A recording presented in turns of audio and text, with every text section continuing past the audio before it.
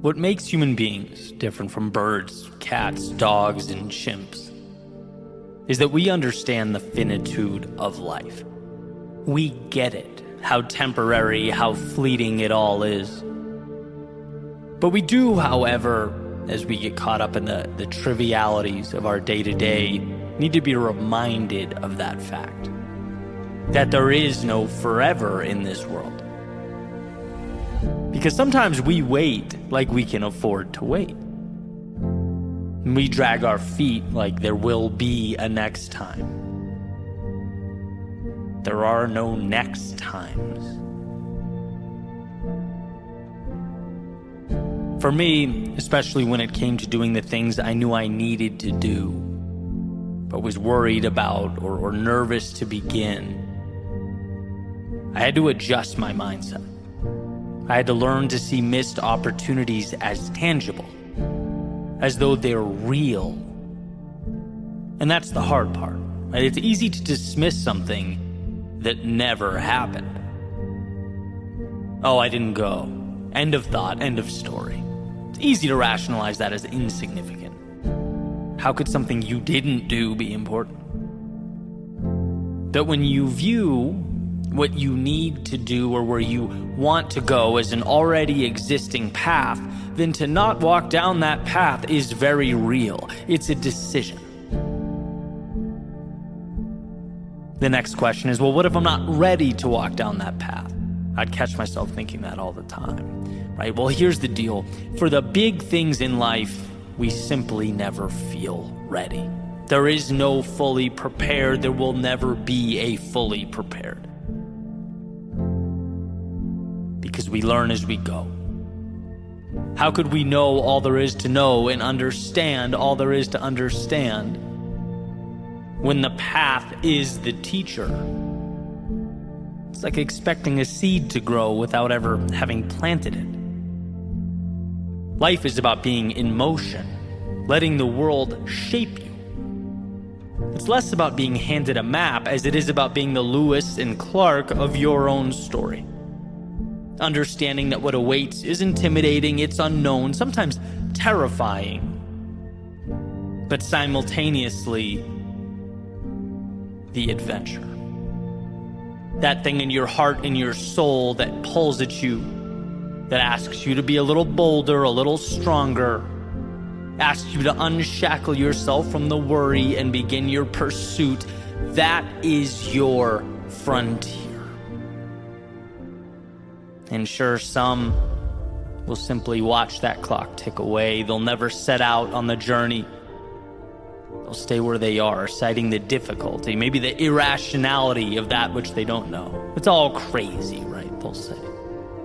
They'll spend their days a little safer every step, a little more predictable, but they'll also never truly see the show. They won't understand how beautiful those views are, and how the darkness of those valleys become our strength. Time should have been their reason to go, and instead, it was the story that never came to be.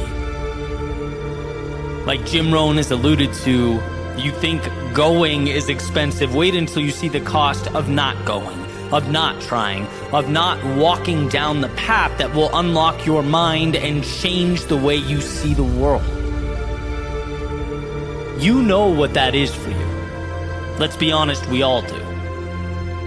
It's not about answers, it's about commitment to willfully embrace that which we do not understand. We don't get how those pieces stack up. But it's about letting yourself be the student and life the teacher. This, I believe, when our finite time is up on this rock rotating around the sun, will be what makes us smile, makes it all worth it. The memories we made, the adventure, the times we thought we were done but somehow kept moving, thought we'd lost but somehow found a way. That's our power. And if we're the authors of our own stories, the only thing truly unimaginable is the refusal to pick up that pen and open the book. Don't deprive yourself of the opportunity to explore the depths of your imagination. Don't hide from your greatness. Don't let what could go wrong cheat you out of all that can go right. As the saying goes, you only live once. But if you live it right, once is enough. So don't stay because of the clock, go because of the clock, live because of the clock. Its hands are pointing you to that place you most need to be.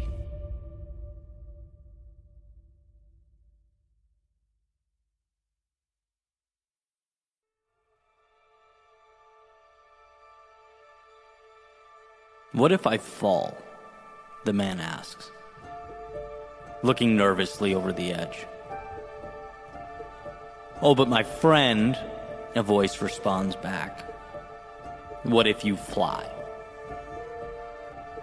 A little quote I heard not too long ago demonstrating our proclivity to maintain, to preserve, to protect, to move away altogether from the risk, for fear that we might lose our grip on the status quo. Completely forgetting to think about what life could become if things worked out. Forgetting that life is a game of trade-offs. And to fixate on never losing what you have means forfeiting the possibility. It is that simple. To stay is a refusal to go. And we need to constantly reinforce the idea, the truth, that what we aren't doing is a decision. And while we place our energy and efforts on minimizing the falling and the failure, someone else is stepping into it. They're capitalizing on it. Falling again and again and again until they can fly. Because the danger is not in falling, it's in never taking to the sky. It's becoming only a fraction of the person you are capable of becoming, with the required sacrifice and courage. It's an understanding that we're not wrong for initially thinking small, playing to not lose, thinking only to protect. That's how human beings arrive out of the factory, right? Stock. And you can thank millennia of evolution for that. You're not weak for being scared.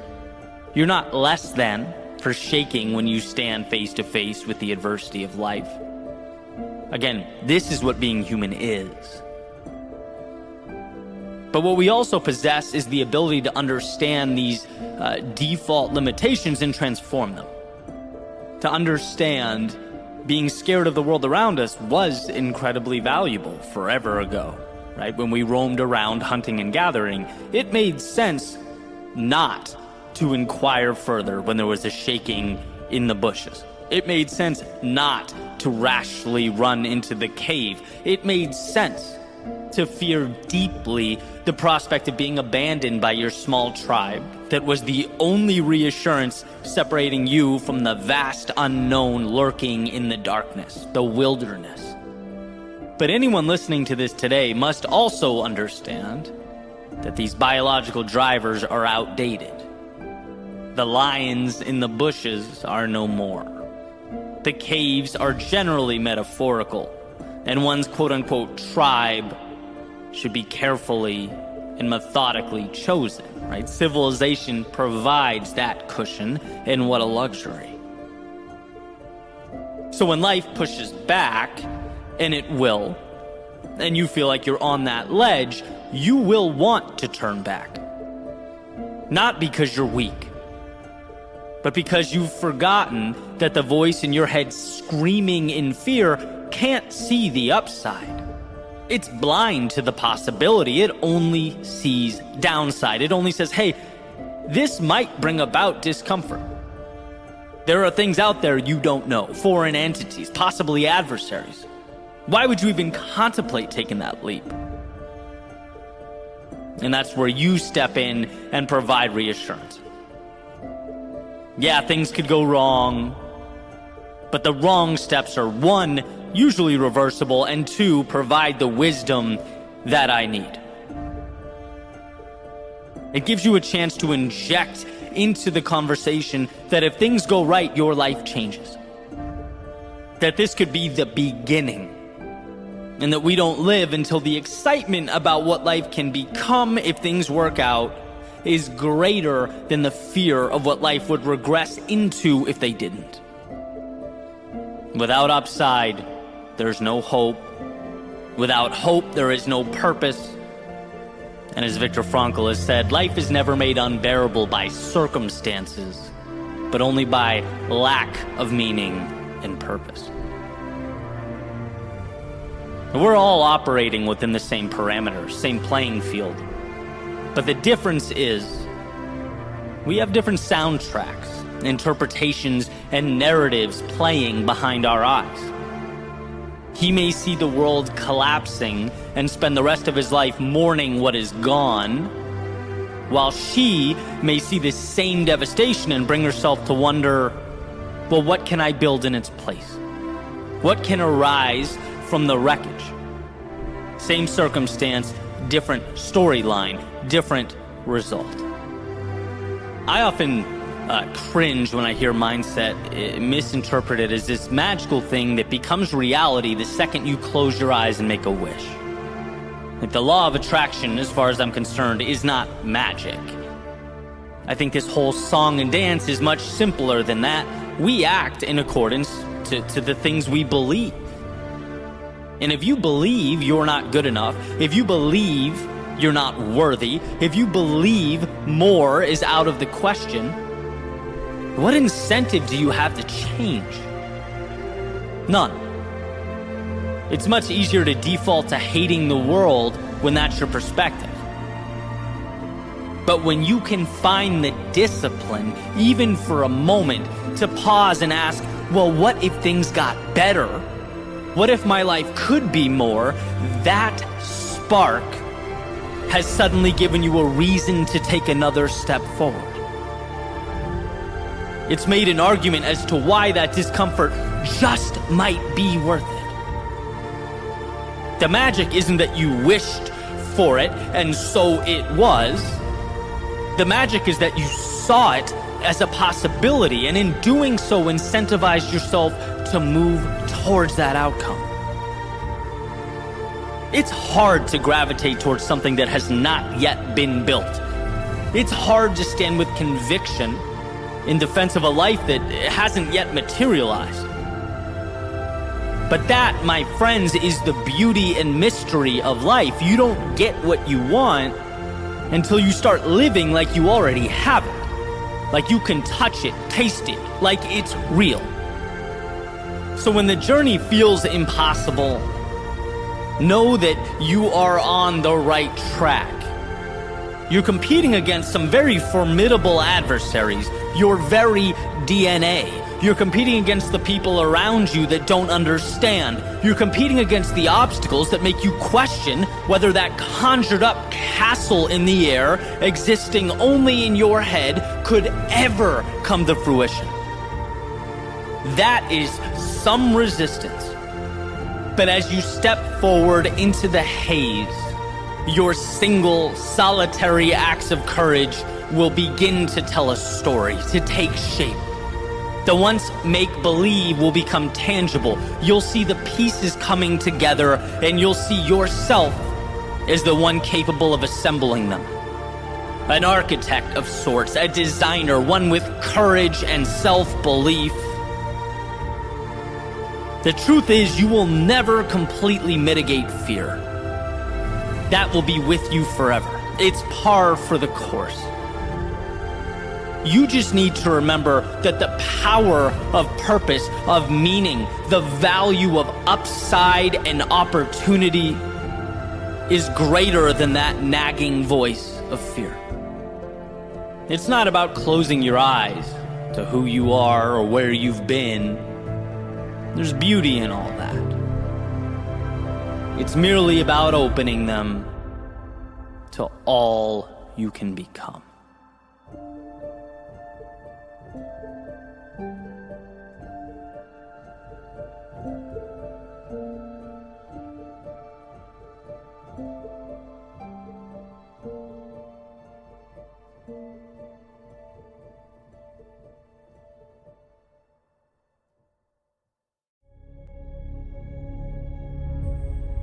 One of my favorite quotes is sometimes success is simply hanging on when others would be letting go.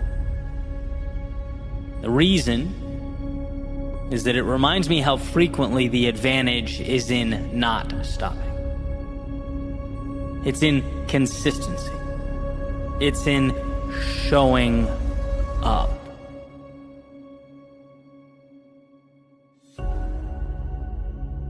When I run particularly long distances, almost like clockwork, I can break it down to feeling good at the beginning, usually a little rough stretch in the middle, and then somewhere in the second half, I catch a second wind or a second blast of energy.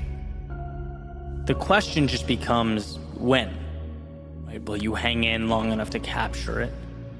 Because you don't know when it might be, where it will show up. You don't know when you'll find that nice rhythm again that makes the sport so enjoyable to me. And when I say, you can pull an infinite amount of life lessons from running, this is one of them. A depiction of trusting that the road ahead has everything you need to cross your finish line. Even when the short-term chaos is all you can see and feel, even when it's hard to look up and imagine.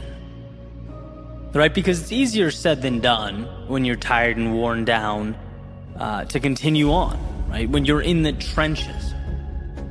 There's an uncertainty to the road ahead, but each footstep is a shot on target. Each step forward is saying, I'm worn down, but I'm here, and I'm not going anywhere. And life can present an almost eerily similar narrative, right? Whether personally you're at a low point, whether you've been working and working and working and haven't seen the result you're looking for, whether you're uncomfortable and starting to wonder whether this reward is really worth the high price tag. You need to remember that second wind, that second blast of energy, just enough momentum to ease your worry and recalibrate your journey. It's there. It's waiting. But you know the rules of life. It won't come to you. You must go to it. Through the storm, into the night, beyond the comforts of home. Most, sadly, don't arrive. Not because they couldn't, but because they ultimately let go.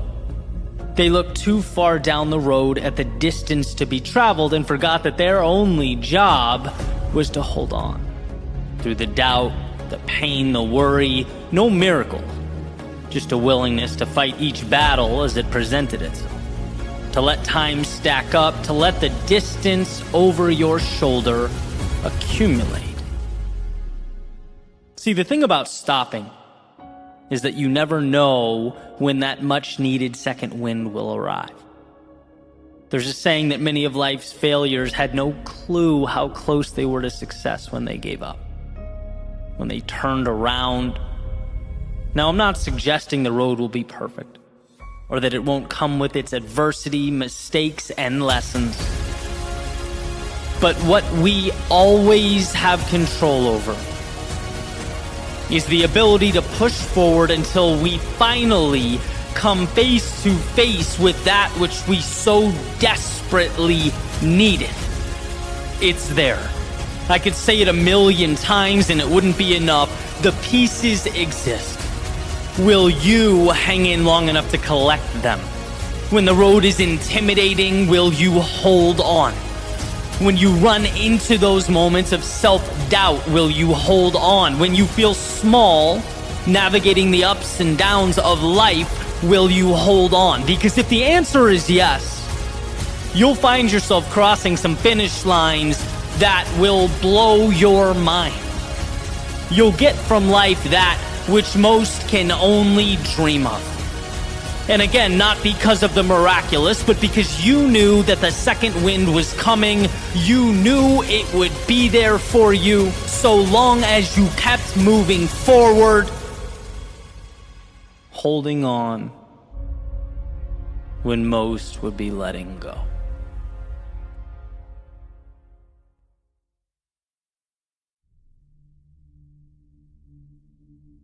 There's a haze that circles around our most important moments. And I say haze Because often the things that will be most meaningful in our lives, or that will best position us for future transformation or success, they don't accurately depict the value that they ultimately provide. In fact, a lot of the time we get the opposite impression. The answer is deceptively masked as the problem, the thing we are most inclined to run away from. It's often unclear to us that the pain we're experiencing will become the purpose. The loss will become the strength. We can't always see that losing the job will become our reason to find ourselves and the work that will be most meaningful. We don't always understand that losing someone that was a big part of our lives will ultimately create a little space that will bring about connection with others who will lift us up and make us better. We aren't always aware that falling short is incredibly powerful, because it's what most often prompts us to look in the mirror and ask that magical question, how can I be better? Again, we see it in a million different ways, different contexts. The solutions masquerade as problems. Or, as has been famously put, the way often presents itself as the obstacle. Which means we have to operate with a sense of awareness and understanding that often eludes us. Sometimes the reality is that it hurts to let go. But if it's not right for you, it hurts to hold on as well. The difference is, when you do find the strength to let go, you simultaneously create space for the things that will make your life better. And I've noticed, as I've navigated this crazy place well into my 30s, that the discomfort I've experienced in the past, it rarely utilizes my future as its benchmark. Right? When I'm uncomfortable, it's because something has gone awry in the now. This moment hurts. In this moment, I feel less than. In this moment, I feel lost. In this moment, I am X, Y, or Z. It's all generally immediate, emotive responses to what's happening. Which is why I advocate so strongly for pausing, pulling back, taking a breath, and assessing the whole picture in totality. See, I've made decisions in my life that have set me back a year, right? That destroyed me emotionally, totally altered my plans. And I look back on some of those decisions now, with all the pain they brought, and I think, was there another way? Did I make the right move? Did I need to endure all that? And I'm not going to pretend, I know how some parallel universe would have unfolded if I acted differently. But as I reflect back, I still think that I made the right choice. I don't see another way. Sometimes there are no easy decisions. Sometimes life is about choosing the least bad option. I've talked about having to step back in order to leap forward, or stepping sideways in order to ultimately advance. Sometimes the thing we need just looks like discomfort, the sheep in wolves' clothing, where you have to seek out monsters in order to destroy the ones that live inside of you. The reason, one, I think this is so important, and two, I'm so passionate about sharing it with others is because, again, our instincts drive us away from the things we need most. That's just how it is. Humans are more emotional than we are rational. And there have been plenty of times where, just being reminded, Eddie, I get that this is challenging, but where do you most want to go? Eddie, you're playing defensive, which I'm sure minimizes problems now, but will never propel you forward with your career. Eddie, you're dragging your feet and calling it perfectionism. Could it in fact be fear? Right? I've had a lot of these little and sometimes not so little, epiphanies over the course of the last decade. When people ask me about speaking, which being that I do it for a living would make sense, right? Tips or insights, whatever it is, I'm being completely sincere when I say that I wish I had some formula I could propose, right? That would make you go from 0 to 60 in 3 months. But the truth is, the biggest bang for your buck is stepping right into the terror. The thing you're most inclined to run from. And that was it for me, right? Sheer terror, actually shaking. Nights where I stayed awake, reciting keynotes into hotel mirrors. Couldn't eat. And I'd, wrap up, the event would be over, I'd just go back to the room and collapse in bed because I hadn't slept the night before, right? That's how it started. And the more times I didn't give myself a way out, the more I saw past the fear, put emotions aside, and reiterated to myself that underneath all that discomfort was value, the better I became. The less dramatic each speaking engagement became. And the terror evolved into excitement. Eddie, please get through this, eventually evolved into, Eddie, how can you make this speaking engagement more exciting, more fun, more captivating than the last one? Right? I recently spoke at the MGM Grand Arena, and it was one of the most incredible experiences of my life. And I'm sure you can imagine, not necessarily because of the event, but it prompted me to think back to all those times I wanted to say no so badly, with all my heart, with every fiber of my being, but didn't. It was just a proud feeling. Like you get those moments from time to time where everything becomes a single snapshot. It all makes sense. Right? Because there were times I truly didn't understand why I was moving forward. I just did. I just knew I'd burn the boats. There were no other options. And when you collect that W, you quickly remember. And so all this to emphasize the very important point that it may not be speaking at the MGM Grand Arena that's your North Star. Maybe it's something totally different. But I want to remind you that the road to wherever you most want to be is not perfectly paved and decorated with flowers. It won't always be sunny with clear blue skies. And to take it even further, the paths that are paved with flowers and clear blue skies are often the wrong ones. In a world of trade-offs, we know that the best things often require the greatest sacrifice. The beautiful things are often derived from a willingness to endure prior turbulence. And should you find yourself amidst all that, in the thick of it, it's essential to know that should you choose to do so, you can transform the chaos into something incredible.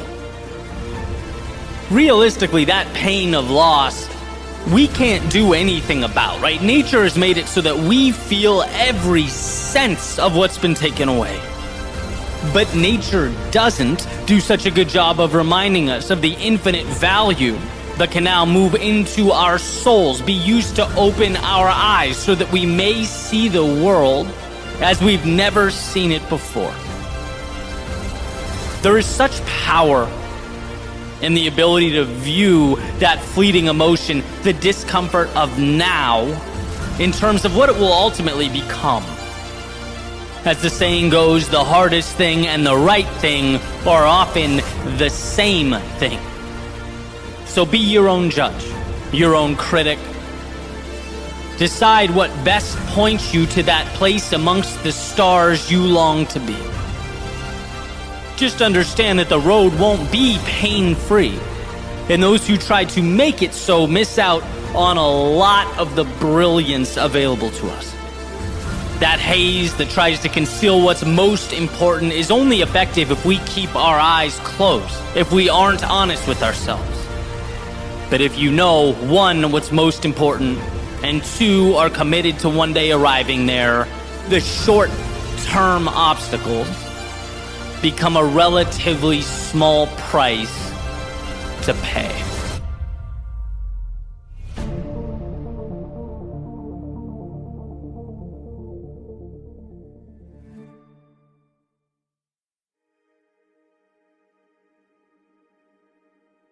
Life is perspective. So during the good times, find gratitude. And during the difficult times, find the opportunity. When you have the answers, when you know, be proud of your knowledge. And when you don't, celebrate all the wisdom to come. When the sun is shining, cherish the warmth on your skin, and when it's not, learn to run in the rain. When you're focused, appreciate the clarity. And when life feels chaotic, embrace the chance to manufacture order. When people come into your life, value the ride that you'll share. And when they leave, take note of all they gave along the way. When you win, reflect back on all the hard work that made it possible. And when you lose, take in the lessons that even winning can't provide. When things go as planned, revel in your ability to execute. But when your plans and life's plans diverge, remember that some things are simply outside of your control. And now, this moment, is a chance to identify and utilize the things that are in your control. Henry David Thoreau, it's not what you look at, it's what you see. So see the world as you'd like it to be. Never turning a blind eye to reality, but realizing how much control you have over making reality your own. We are the builders. The world around us merely provides the components and the pieces. And if one were to live as though there were value in every moment, they would inevitably find themselves looking for that value, perhaps even when it was difficult to find, most elusive, when most would hang their heads and walk right by it. I look out my window and see a world that is neither valuable or valueless. I see a blank canvas in which we are tasked with making that decision. Life is a roller coaster ride. It has ups and downs, the obvious and the unexpected. And while some think nothing of the high points and dwell on the low points, there are an abundance of resources, of beauty, of joy, reserved for those who understand how great the highs are and how valuable the lows. Who take what comes, not as walls to live within, but as parts to assemble. Not as antithetical to their hopes and dreams, but as the very foundation they will build those hopes and dreams upon. This world is not for you, just as much as it is entirely yours. It calls for you to be that arbiter. For what you decide will inevitably take shape.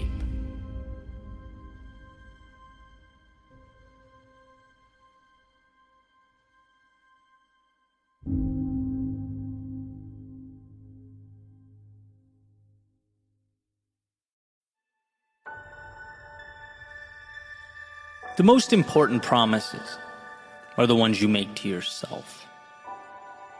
Of all the people on planet Earth, it's most critical that you believe you. That when you commit, you show up. When you make plans, you follow through. When you tell yourself you'll do something, you actually do it. Here's what's interesting. Being that this is, I believe, the North Star, I'm consistently chasing down this standard, right? Trying to be better and better and better at following through. as I clearly think we all should, but keeping promises to yourself is different than keeping promises to others. When you let other people down, especially those close to you, you feel the social repercussions. And for human beings, negative social repercussions are painful. We care greatly about our reputation. Don't want to let others down. Don't want to be known as the person who doesn't show up. And that's incentive enough to push us towards following through with others. But with yourself, where do the repercussions go? What are the consequences?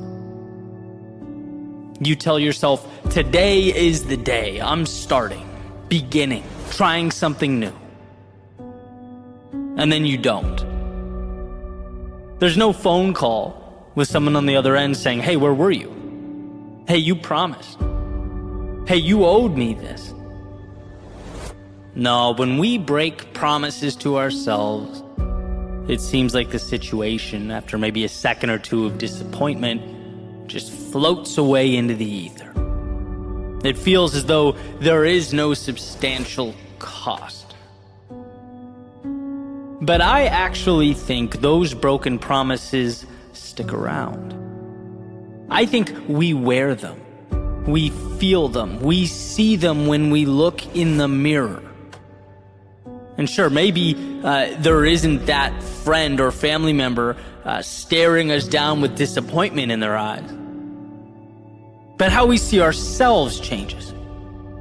Every broken promise to yourself reinforces the idea that not having high standards is okay. Every time we let ourselves down, it supports a narrative that being let down is normal, par for the course. If you don't show up for you, it begs the question, why should others show up for you?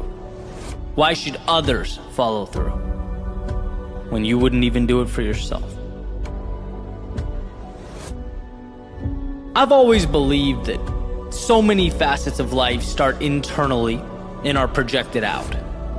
How you see yourself, treat yourself, is the sun around which all that other stuff revolves, right? Like the world will notice and act accordingly. It will conform to the standards you create for you. So let's work on those standards. Let's make it so there's skin in the game. So that when we break promises to ourselves, say, not today, or this is good enough for now, that we understand the magnitude of those decisions. Because they're not insignificant. They're crucial. And sometimes we have to highlight the consequences of what we don't do. Sometimes we have to make ourselves truly feel the opportunities we let slip away. As though we did actually hold them in the palms of our hands. There is a price to letting yourself down, and perhaps there's power in quantifying it. There's an idea that, life isn't really you versus anyone or anything else. It's you versus you. And just like you would never let a stranger talk down to you or tear you apart, why would it be okay for you to talk that way to yourself? Right? Like if a friend says he's going to meet you for coffee at 7 a.m. every morning and never shows up, in what world would you keep driving there, sitting down, waiting, brushing it off, and rinse, repeat? Of course not. You'd look around and go, this is crazy, I don't deserve this, I'm better than this. Your defenses would kick in, you'd make adjustments. And just as you shouldn't tolerate it from someone else, you shouldn't tolerate it from yourself, because you're better than that. Growth is a game of 1, identifying what's important, 2, creating small steps that move you in that direction, and 3, following through on those steps. Right? That's the formula. Being there for yourself when you fall. Hey, get back up, right? Falling is an indicator of progress, courage, and strength. Being there for yourself when you don't want to. Hey, I know you're tired. I know this doesn't seem fun right now, but you committed, and think about how good it's going to feel when you're done. Being there for yourself when you know there's more in you, but that voice in your head is tempting you to pack it all in or call it a day. Hey, it doesn't matter what that voice in your head says. There is no negotiating. You already made up your mind. See, there's power in simplicity. Find a target, aim, shoot. And although life is turbulent, there are certainly highs and lows. We are at our best when we decide what's important, initiate the journey, and show up. When I set the alarm clock, it can't be about rationalizing sleep. That beeping can't be about X many hours. No, it merely signifies a promise. It cries out, hey, remember what you said right before you closed your eyes last night? Well, time to bring that to life. So sure, that means be careful of the promises you make to yourself. Don't take them lightly. But once they are etched into the universe, they must be law. And I'm not talking about failure to adapt or try things. I'm not talking about being stubborn. I'm talking about the initial follow-through that precedes all that.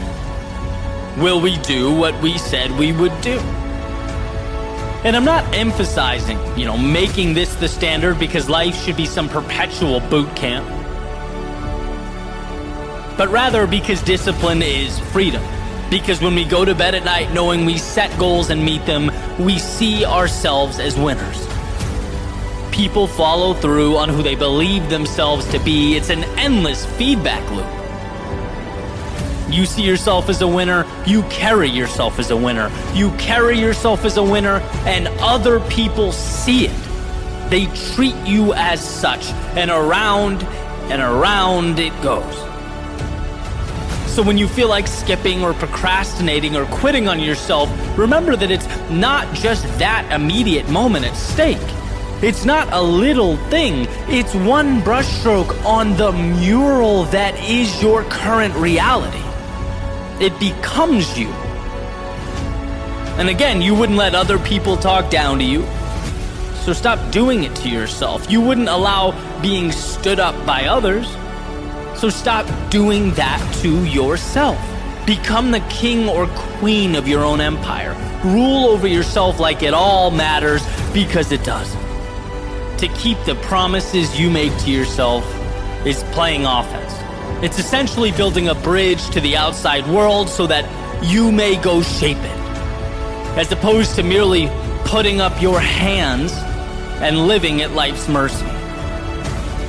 Never forget how much control you have, how powerful you are, and that you don't need to convince others, you need to convince yourself. During the highs, the lows, the ups and the downs, the sun and the rain,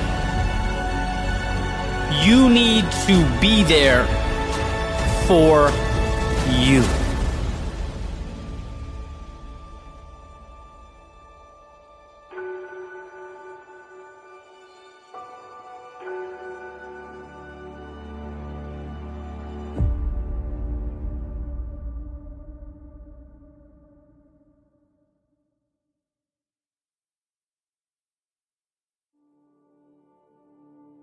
I had a friend recently tell me consistency is more important than intensity. Interesting, I thought, right? Put it in my back pocket and moved on with my day. But the more I thought about it, the more I realized how valuable those words are, how necessary. I think because typically my brain associates the acquisition of more with an increase in intensity. It's like you want more? Okay, find a way to give more, to be better. That's the equation my brain was familiar with. And while not necessarily wrong, what it can do is diminish the power of showing up. It neglects the compound effect. The reality is that consistency over time becomes intensity. A snowball rolling downhill doesn't just increase in size, it increases in speed. Intensity is second to consistency because consistency creates intensity. Consistency is the material from which everything else is made. And we forget that. Thinking about how much bigger, better, stronger we'd like to be. Why can't I just leap a mile? Well, my friend, it turns out you don't have to. Miles are comprised of single steps. I wanted my run yesterday to be about 3/4 intensity. Decided the goal would be to land just under 8 minutes per mile. 7:59 would put me in a good spot for my plan for the week. But as happens, from time to time, the sun, the heat, my body weren't about it, right? And halfway through the run, I'm a little higher than I wanted to be, averaging about 8:01, 8:02 per mile, a little above my mark. And I thought to myself, you have to be better. You have to make a move right now. You have to find something in there. But did I? Did I have to find anything? Because it turns out I was right on track and didn't see it. What I needed to do was simply hold the 8-minute pace, 8:01. Just hold it. That keeps me in the game. Then we kick it up at the home stretch. And the last sprint will be enough to get my cumulative average down to 7:59 per mile. No miracles here. Forget the intensity. All the world is asking of me is consistency. Show up, step by step, keep myself in the game. It's amazing that when you're hurting, the mind plays highlight reels of everything you lack, everything you're not doing, right? It's reaching. We get so uncomfortable or impatient that we think we need to perform magic tricks. And it's like, no, keep showing up. Keep yourself in line. The intensity is a derivative of the consistency, and it will make its presence known. So during those first 7 miles, I showed up, I committed, and I held on, right? Understanding the assignment, big picture. Thought only about consistency, staying calm, and then as planned, picked it up at the last mile, hit that goal. See, these little mental games are packed with value. They reinforce bigger picture truths. Show up, put in the work, find your rhythm, and hold. Don't stress yourself out looking at finish lines you have not yet crossed. Don't let the delta between where you are and where you want to be intimidate you. Right? That's precisely the reason people quit and walk away. They get so caught up in where they are not that they forget little steps over time are what bring about change. They don't understand that the snowball is increasing in velocity as well as it rolls down the hill. That by staying focused, their output becomes the avalanche. So when you when you feel like the world is increased in size and its obstacles in number, know that there is value in holding the 8, the 8:01, the 8:02. Know the power of simply getting on base, of getting up again and again and again, of putting yourself in position to succeed. Because your time to sprint will arrive. And when it does, you'll be battle-tested and prepared. But the sprint only matters because you stayed steady, stayed consistent throughout. Step, step, step. So remember when the rest of the world is talking about the shortcuts, the life hacks, and the secret solutions that will change your reality, they're missing the mark.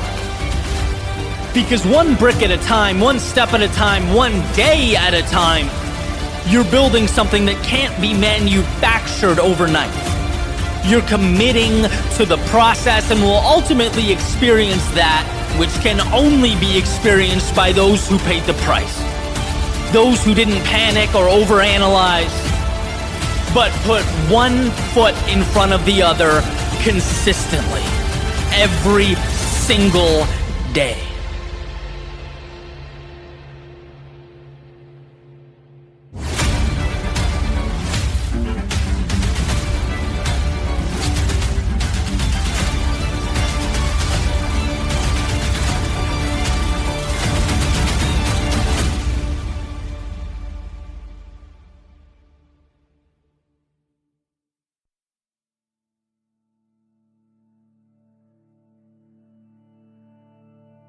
There's vulnerability that comes with risk. I'm not sure we can get the full extent of it from a book or a video. Rather, we only understand it once we experience it firsthand. Where you step further out into the world, a short distance beyond what was once the status quo, whatever that looked like for you. And suddenly you become susceptible to criticism and rejection. You feel things you've never felt, see things you've never seen. Sometimes it feels like you're taking off your armor and marching directly into battle. And it makes sense in the beginning. But there is always a point during the heart of the storm where we look around and ask why. It's like a hangover, right? Where there's this internal tension, frustration, knowing that the whole thing was self-induced. You could be comfortable right now. Comfort was always an option, but you chose differently. And as you push through, something becomes evident. It takes time, but all things of value do. You realize that life is now offering you things previously unavailable. As though your ticket now permits you to relocate from the bleachers to courtside. The lock has come off the door. And immediately, you see why there was a cost associated with leveling up. After all, what is value if not scarce? If this were easy, what would it mean? If it were always accessible, where would the significance exist? If everyone could snap their fingers and arrive here, what would be special about it? What's remarkable is that it is reserved for the few willing to make the trip. And oh, the things we learn about ourselves along the way. In the book Unbroken, Hillenbrand tells the story of Louis Zamperini, a runner who went to fight in the Second World War. His plane is shot down. And almost the entirety of the book navigates the horrors he endures, right? First being rescued in the Pacific, then tortured in Japanese POW camps, where he sees many around him die and even comes within inches of losing his own life on a handful of occasions.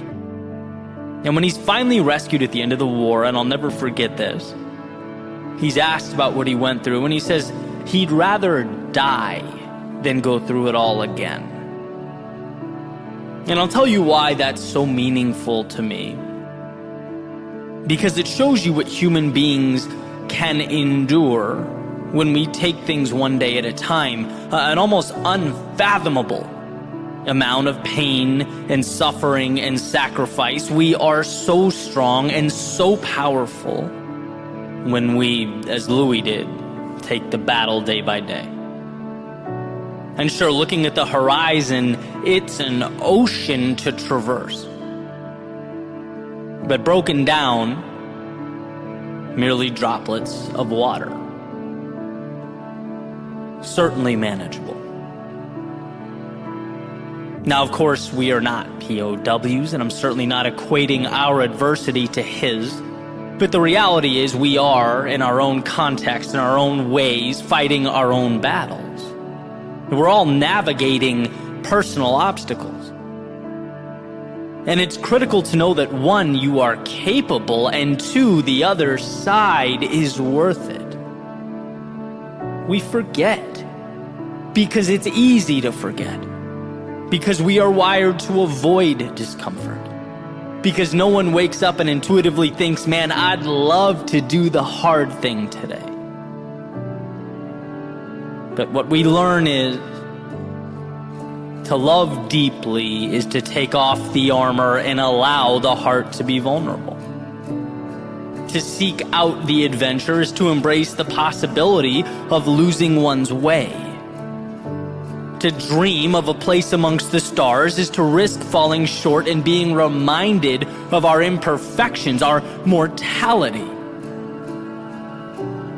One might understand this and think only of the adversity, of what can go wrong, perhaps create lines in the sand that they refuse to cross.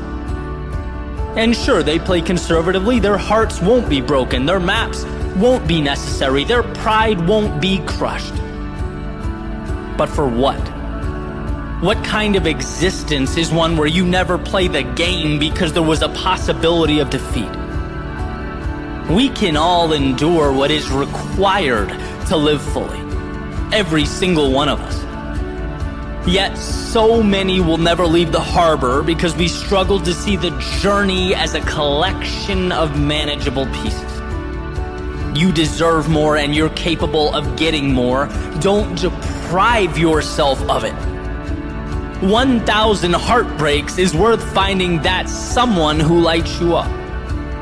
And 1,000 miles in the wrong direction is worth uncovering that place you were meant to be. 1,000 swings and misses is worth finding your place amongst the stars. Vulnerability is not a burden, it's a staircase to the moon. Why not make today the beginning of your ascent?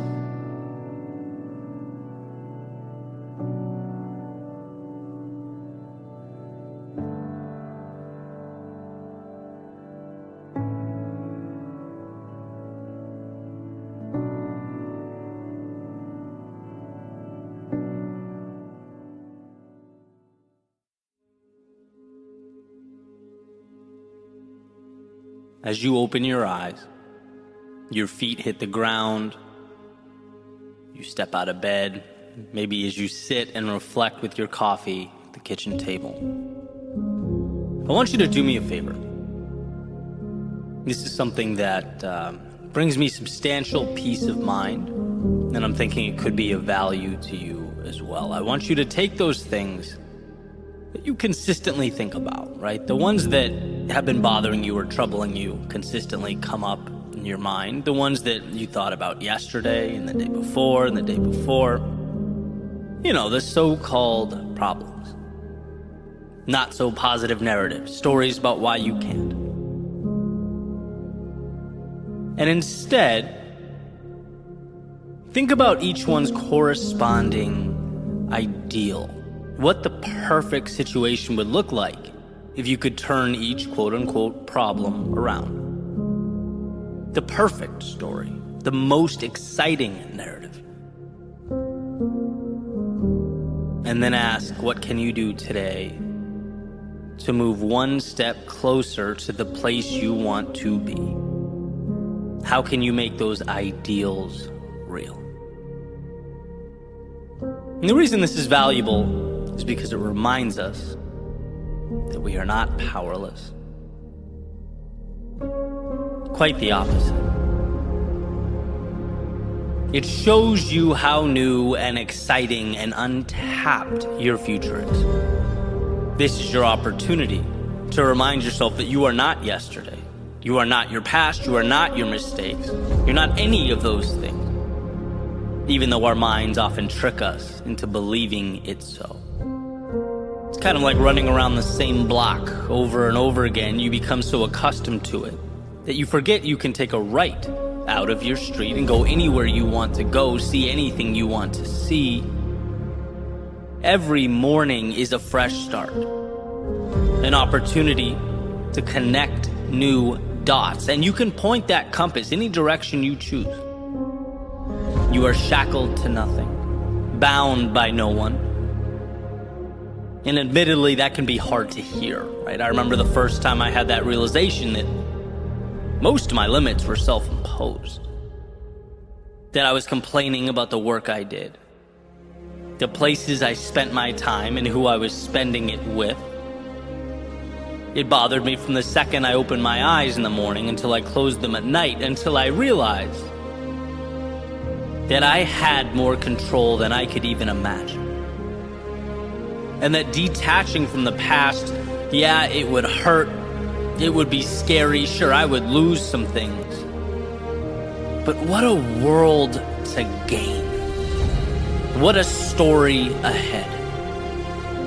For some reason, things seem so messy and complex that we overlook our ability to simplify and change them.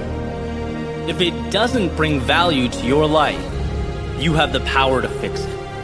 And maybe not overnight, but human beings are resourceful, resilient.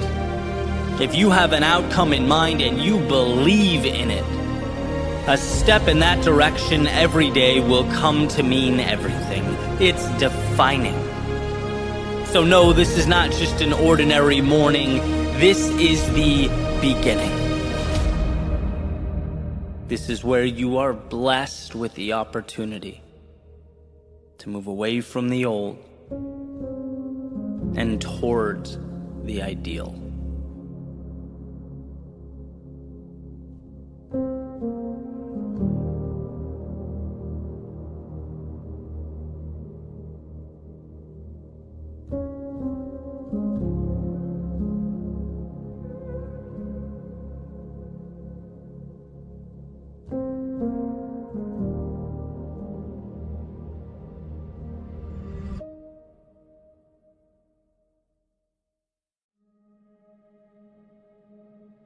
We sat around in a circle on a beautiful fall morning to build dream catchers. Something, to be honest, I never saw myself doing in a million lifetimes. The feathers and strings and beads and glue stretched out on a blanket in the middle of the circle. As we built, we took what we needed piece by piece. And it's safe to say, mine was far and away the least, let's say, aesthetically pleasing of the group. Black and bright yellow string wrapped around the top, above which an assortment of random beads sort of dangled carelessly below. It wasn't the most beautiful dream catcher ever made, but it was mine. After a quick Google search, I learned that some Native Americans believe that the air at night is filled with dreams, both good and bad, and that the purpose of the dream catcher is to protect from the bad ones, the nightmares and the evil spirits. Interesting, I thought, putting it away, expecting that to be that and life to move on. But a few days later on the flight home, I got up mid-flight to grab a charger out of my carry-on overhead. And in the same side pouch was, you guessed it, that little black and yellow dream catcher. One of the dangled strings had snapped. My sloppy craftsmanship already was causing the top to loosen up. But something compelled me to grab it, along with my charger, and I sat back down. I had 8.5 hours to kill, put my chair back, and closed my eyes. The previous week had been an important one. A complete break from, my typical day-to-day routine. And probably more important, some forced introspection. I like to think of the trip as briefly leaving the heart of a city. Which, when you're in a city, you obviously know you're there, but you can't really grasp the magnitude and scope of the place. Not until you leave it and see it from the outside. The gorgeous skyline with the lights and buildings that extend into the clouds. A picture you only get from a distance. That skyline from 5 miles away just doesn't feel like it could be the same place you live in. You navigate every day street by street with car horns and cafes and people talking, coming and going. It just kind of flips life upside down for you. Presents new perspectives and questions, and I felt like that's what I'd done. Stepped outside that metaphorical city. And I'd picked up a solid handful of new questions. There were plenty of firsts for me. Met some incredible people, tried new things, went new places, explored new foods. All made me realize that, my worldview had slowly over time, as tends to happen when unchecked, collapsed in on itself. That there was so much more, so much hope and opportunity, so much left. To the extent that the flight back didn't feel like the end of a trip, it felt like the beginning of something new. Like I wasn't leaving these things, I was taking them with me. But here's the deal. Beginnings only matter if you make them matter. Things only change when you make them change. When I was in junior high, one of my teachers would sometimes joke that the road to hell is paved with good intentions. Half serious, but the point is important. It's not what we intend to do. It's what we breathe life into. It's what we allow to take shape. Let's say that little dream catcher in my hand was a magical entity that sucked out of the sky all the bad dreams and nightmares and left me with only the good stuff. Let's say it was the gateway to all that was powerful, meaningful, and important. Because removing what I don't want is critical. But what I'm then left with is mere opportunity, not guarantee. Dreams are only potential, and life is only what we make it. So growth must be a team effort between me and this little black and yellow defender of worlds, watchman of the night. A duo. And we agreed. It reminds me of what truly matters, and I show it that I'm not afraid to make something of what remains. Of those ideals granted passage to the space behind my eyes. I have to live up to my end of the bargain. And sure, it will be messy at times, shaky, sloppy, ungraceful. But that isn't a problem. It's par for the course. Plus, my lack of elegance will get no sympathy from my unraveling black and yellow ball of string and disordered beads. Right? The goal is not perfection. It's organized chaos. It's a commitment to the unknown, to taking the pieces and building something with them, even when we don't understand what it will become.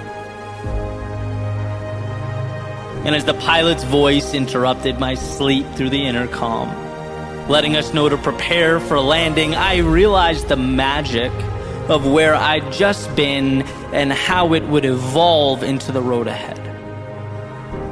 That when we know in our hearts life is pointing us a certain direction, when we've separated the good dreams from the bad, we are halfway there.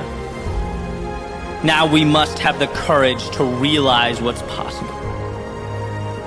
To be strong enough to stand up when we have something to say.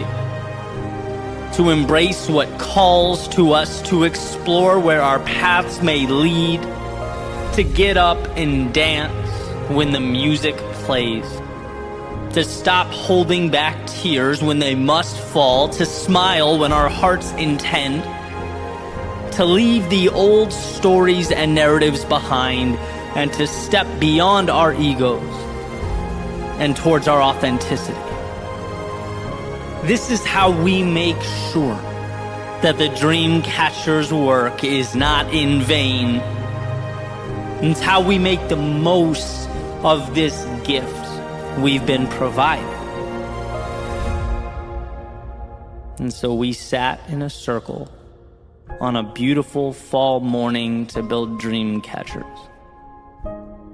Maybe not to collect the bad dreams, but to remind ourselves that it was okay.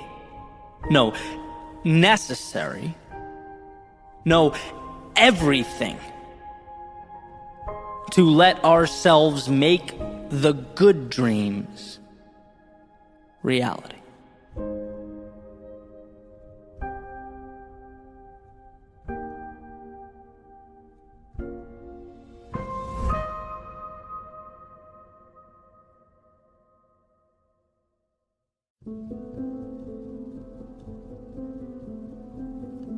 We are, in some ways, helpless to what occurs around us. There are things that are beyond our control. But the gift we possess, our power, if you will, is the ability to determine what we let in, how we internalize the externalities.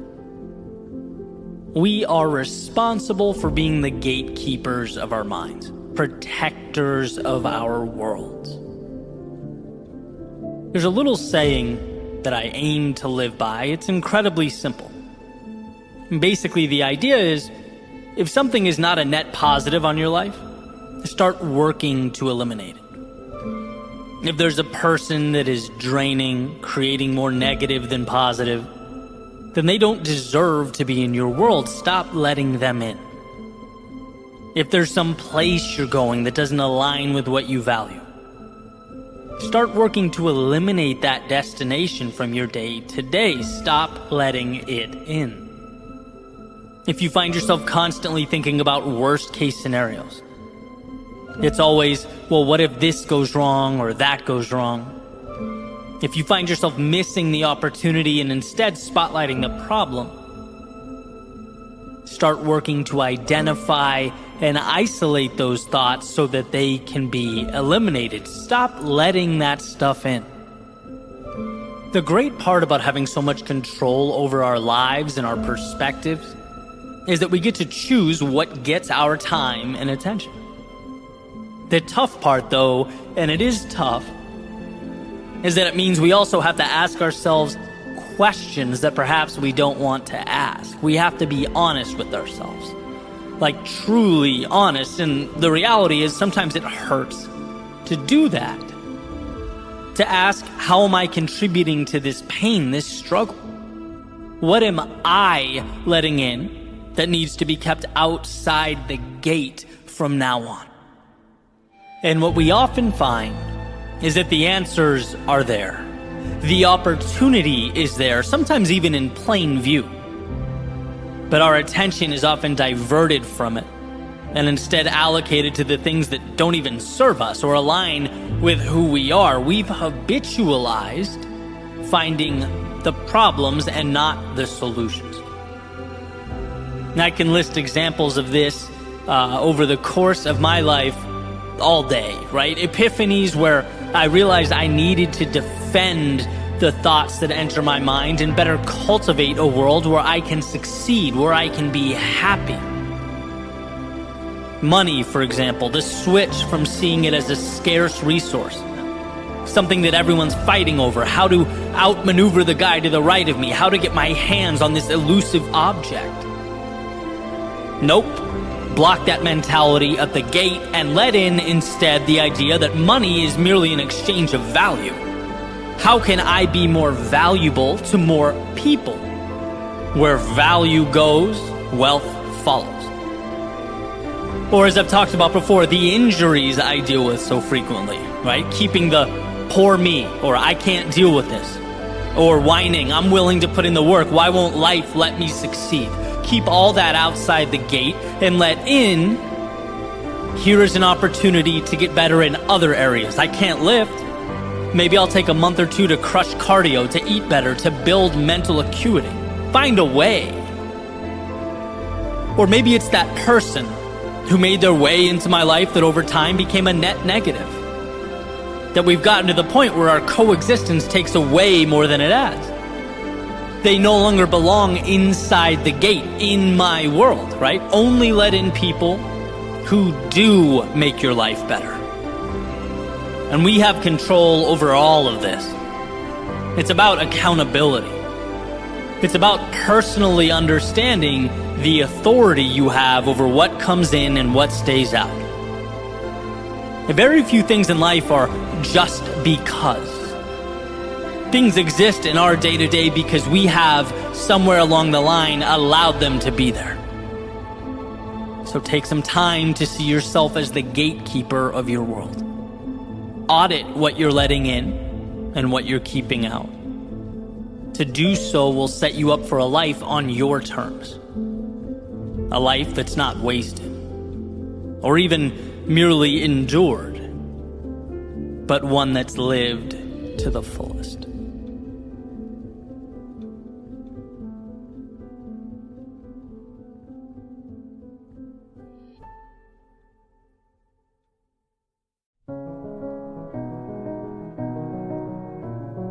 Remove the lifelines. Eliminate plans B, C, and D. Let the curtains close and the lights dim. See, the beginning of something new requires the ending of something current. So make life propel you into chapter 2. Let the door slam and lock behind you. Throw away the key. With the boats burned and turning back off the table, we have to make it work. We have to figure it out. Well, how, we might ask, with only these pieces, with only this circumstance, with only these resources? Well, it's funny how when walking away is no longer a possibility, so many other possibilities are born. When we're stuck between the wall and our demons, we roll up our sleeves and do that which we have been, let's face it, running from. We fight. We become proactive. We take initiative. It was always there. We just never had to. So if you can't do it on your own, make life make you. Because the bottom line is there are new horizons that await your arrival. They are always there. But they require you to make the trip, to look out over the vastness of what's before you and convince yourself that what's ahead can become your new normal. And oh, how I wish we weren't biologically preconditioned to preserve, to stay safe, to stay the same. How I wish we weren't constantly being pulled to stay right where we are. Our minds, they love it here. With the rest of the world, the change, the hope, the progress, all on the other side of that window. All outside, all foreign to us. You don't need any of that, it'll tell you. Or maybe, after you conjure up a little courage, it might compromise. It might say, fine, it's worth a try, put one foot out the door, but don't forget you can always come back to me. You can always retreat. It's warm here, safe here, it's predictable here. The mind wants you to know that when things get tough, mediocrity and comfort are always right behind you, ready to embrace you with open arms. And it's for this reason that those boats must be burned, that the door must be locked, and that chapter must be closed. The journey before you, it's going to be difficult. There's no question about that. Anything of value brings difficulty. And when faced with the adversity, the only way to defeat it is to know there is only one way. One option available to you, and that one option is forward. It's through. There is no backwards or compromise. There is no safety. Not if you want from life that which is extraordinary. Not if you want the things we covet, dream of. Whether they're interpersonal, financial, career-oriented, health-related, maybe you just know in your soul that right now ain't it.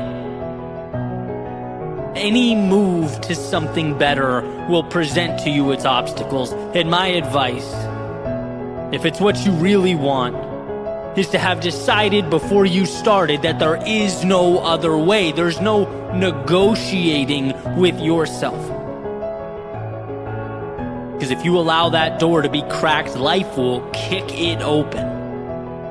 So point the compass north and dismiss any notion that what's comfortable is more important than what's meaningful.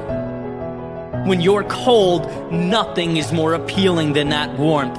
But warmth is deception, a short-term ploy for you to forget what really matters. An illusion. See, cold subsides, but victory is forever. Knowing that you pushed forward when most wouldn't is forever. Transforming potential into strength when your knees shook is forever. So burn the boat.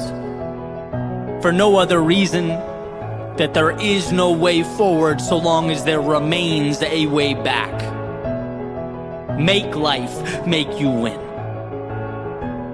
And where most would look around and see evidence of defeat, you'll find again and again in the same quote-unquote evidence the tools to build ladders to new beginnings and bridges to new worlds.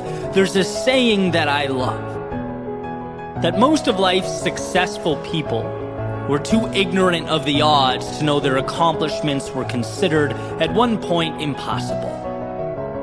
And I love it because it highlights that there was never a fallback option, a concern for the statistics. There was no worry or exhausted energy on what if. Rather, it was constant building and adjusting, finding ways over, through, and around the walls that inevitably stand before us. There was no way home, so they pushed forward into their greatness. And so can you, whatever shape, form, or color greatness looks like in your eyes, whatever mountaintop appeals to you, if you want it. If you're willing to decide before you go that you will one day stand amongst the clouds, peering out at that world you deemed wasn't against you, but for you, anything is possible.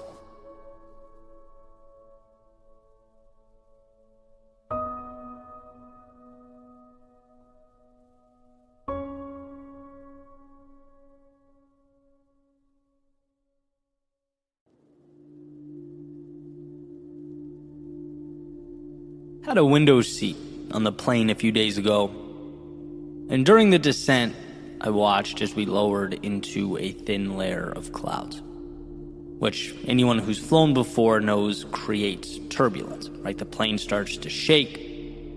For a brief moment, can't see anything outside the window, only white. And no matter how many times I watched this happen, and at this point, probably in the hundreds, I can't help but feel a little uneasy. Heart rate increases a little bit. It's just an uncomfortable thing. And here's the deal. Not only is a plane going through turbulence safe, a quick Google search will explain to you that no plane was ever brought down by turbulence. They were built specifically for that, to endure it. And I know that, I understand it, I believe it. I guess that, faint nervousness I feel highlights the divide between my mental capacity to understand something and, my physiological reaction to it. It shows, to put it simply, that often what's necessary will be uncomfortable.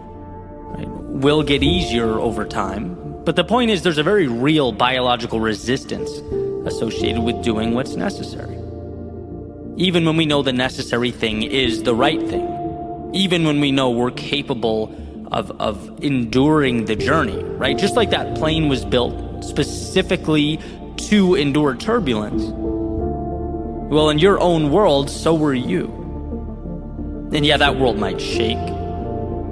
Yeah, you might look around and see an unknown providing no clarity or visibility, at least in the moment. But that feeling of discomfort should not be interpreted as negative, a sign to stop or turn back. as a signal that the world is too much. No, it's where you close your eyes and remind yourself how much you can handle, despite life trying to make you feel to the contrary. You were built to overcome, made to push into uncharted territory, to take your losses and uncover the hidden away value within them. Sometimes to grow, it's required that we learn not to resist that trembling, but to see it as the courage to say yes, when it would have been infinitely easier to say no. And that's what this is about. Nothing groundbreaking, no secret formulas, just the reminder we often need but don't hear enough. That during the ascents and descents of life, and there are and will be many, know that you were built for the turbulence. You can harness the chaos, you can get through to the other side. What's required is simply that you remember who you are and what you're capable of. Because again, when visibility is limited and our worlds shake, it's easy to forget. You will not lose because of the challenge. You will win despite it again and again and again. And sure, stepping up to face that adversary, you may never detach from that nervous feeling in your stomach or the shaky hands, but that's okay.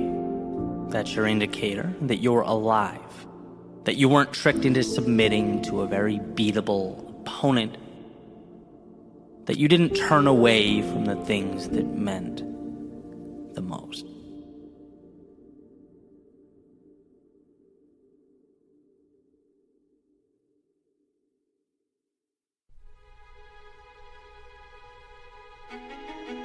I read something this morning that said at some point in your childhood, you and your friends went outside to play together for the last time and nobody knew it. It seems to me that many of life's last times elude us. We aren't aware of the pages turning or chapters ending. The phases of life essentially blend into each other, one fading into the next. In fact, we don't even realize the extent to which things have changed until we peer back over our shoulders. See, life is happening to us now. While we plan, hope, and pray for better days, 99.99% of life consists of the time that exists between the so-called pivotal life events. The average, the ordinary, the things that we pay no mind to. So what's the relevance? Why does this matter? Well, because the sun coming up in the morning is life. Pouring your coffee is life. Small talk with your loved ones is life. The art you're creating, music you're listening to, the workouts at the gym, they are life. And not in a so you better be grateful or else kind of way, but in a if you don't understand this, contentment will be incredibly hard to capture kind of way. I have a lot of favorite quotes, but this one tops them all. Character Andy Bernard from The Office.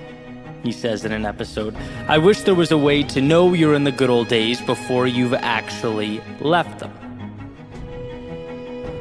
And I can't get over how that statement proves itself to be true repeatedly. Over and over again. How it's not until we peer over our shoulders that we realize how lucky we were, how much fun we had, how much the time meant. I recently went to a wedding for one of my best friends from childhood. And funny enough, we only lived in the same state for 4 years, from 4th grade to 8th grade, before I moved across the country to Massachusetts. And I thought, as I flew to the wedding, you know what, I should post a picture of us as kids together, say congrats. And I quickly realized on the plane ride that I don't think we have any, right? It's essentially only memories. It's the stories that we still to this day laugh about, those events that shaped our childhoods, the things kids go through that change the way we look at the world. And All that happens so fast. I think it remains so precious because we were so fully immersed in it. It was such a simple time, pivotal, and gone in a snap. I had no idea it would mean anything 20 years later, but that's life. It seems to go by in an instant. Which is why I think we need to find that sweet spot. Respect for the duality between sometimes sacrificing the present for a better future, an ability that makes humans remarkable creatures, and also enjoying and realizing how precious the ride, how beautiful the now. Whether the current season is ideal, a struggle, or in between, to feel something at all in its own unique way is a miracle. And if we look, we'll find that there is good here. There's growth here. There are moments that you'll look back on and smile at, knowing that they shaped you and played a role in who you're becoming. So the point is, as we make our way through life, its highs and lows, perhaps look around and make an effort to see the beauty in the journey. Understand that nothing is forever.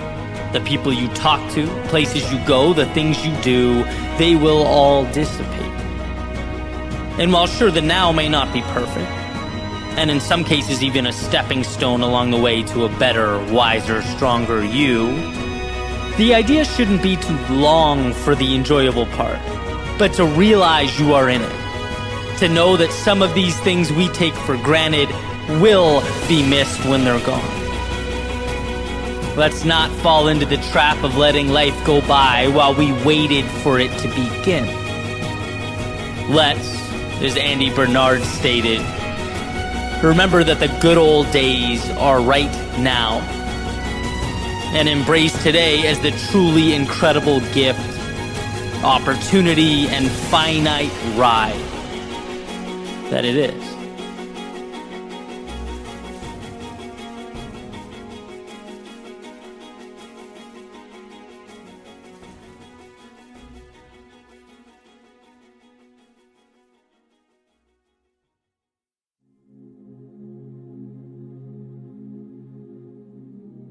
When you're at your lowest point, you are, often without realizing it, positioning yourself to arrive at your highest point. Potential energy accumulating to propel you through an atmosphere of new beginnings.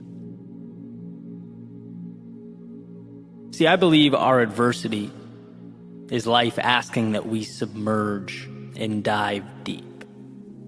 Sometimes very deep, just to remember how badly we need that oxygen above. So that when we again come up for air, and we will, we notice the warmth of the sun on our face and the calming sound of the waves crashing on the beach. You don't make the most of what's around you until you recognize that what's around you is the opportunity. And so life reminds us.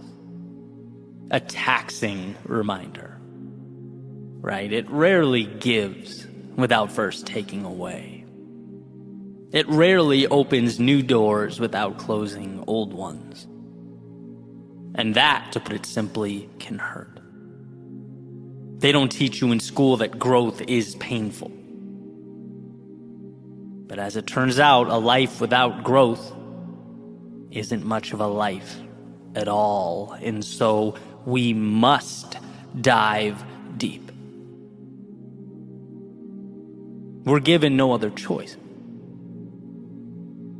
Without night, there is no day. Without suffering, there is no beauty. Without those depths below, there is no surface above. Our submergence is our transformation.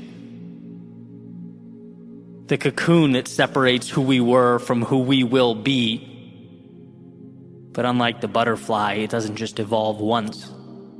Our journey requires that we are continuously growing a new pair of wings. Life is chaos.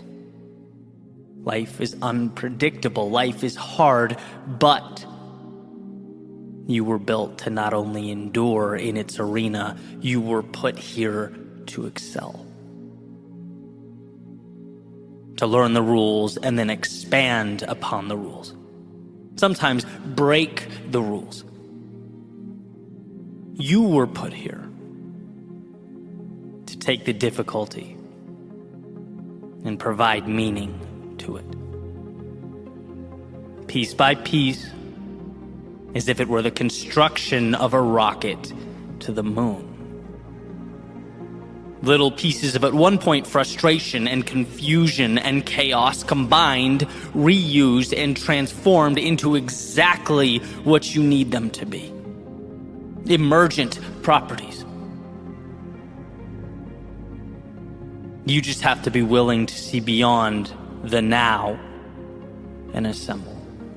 To come up for air and soak in all that awaits at the surface like you've never done before.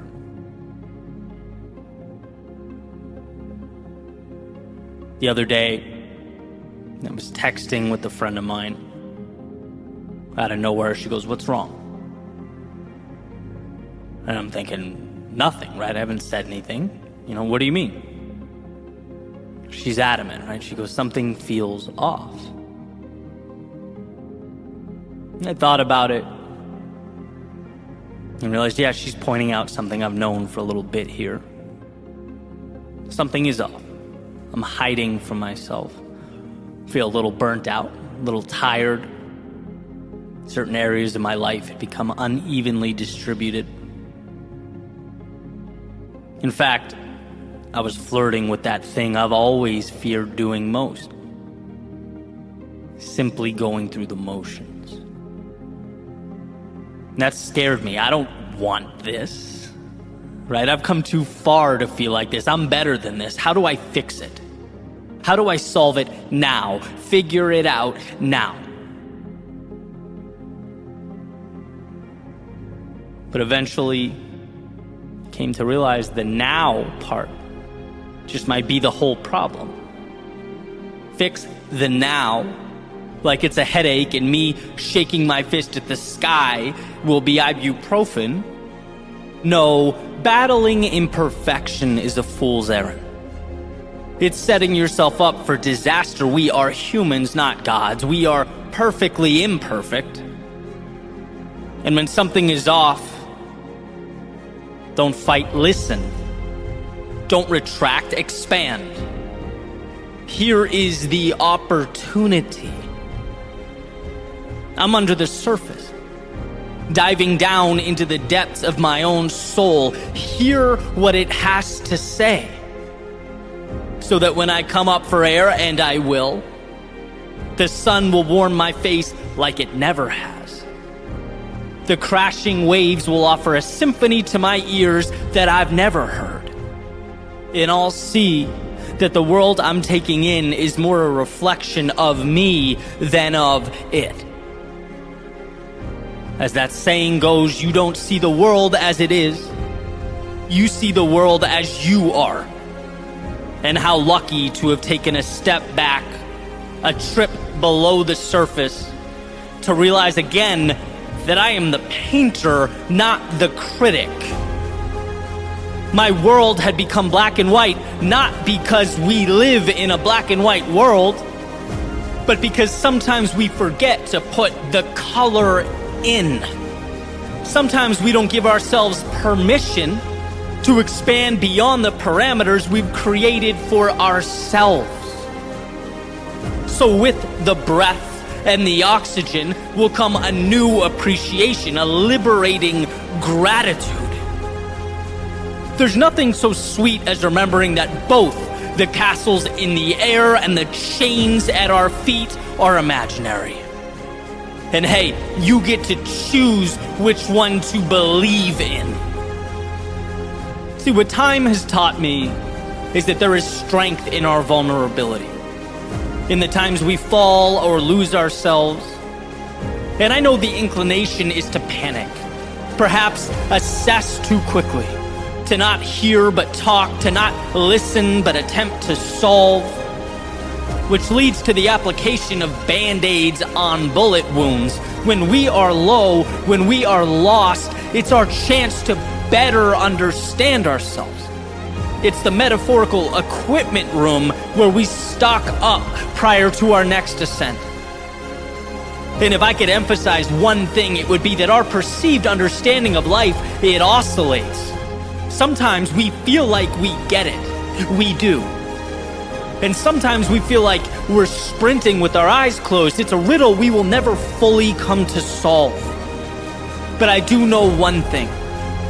We can't change the unpredictability of the world, but by observing, by listening, by getting back up, we can change ourselves.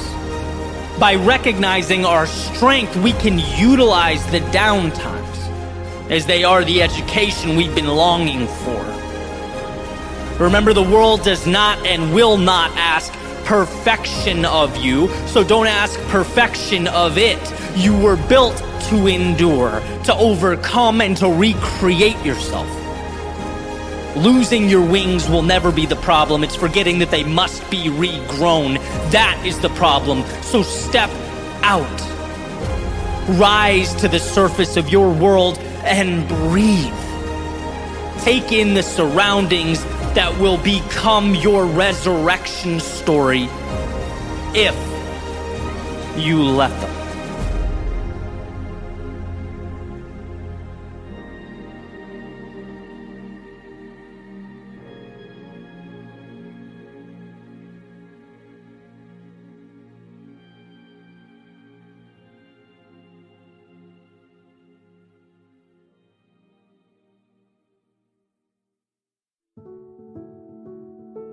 In a way, the world is a mirror that reflects how you feel.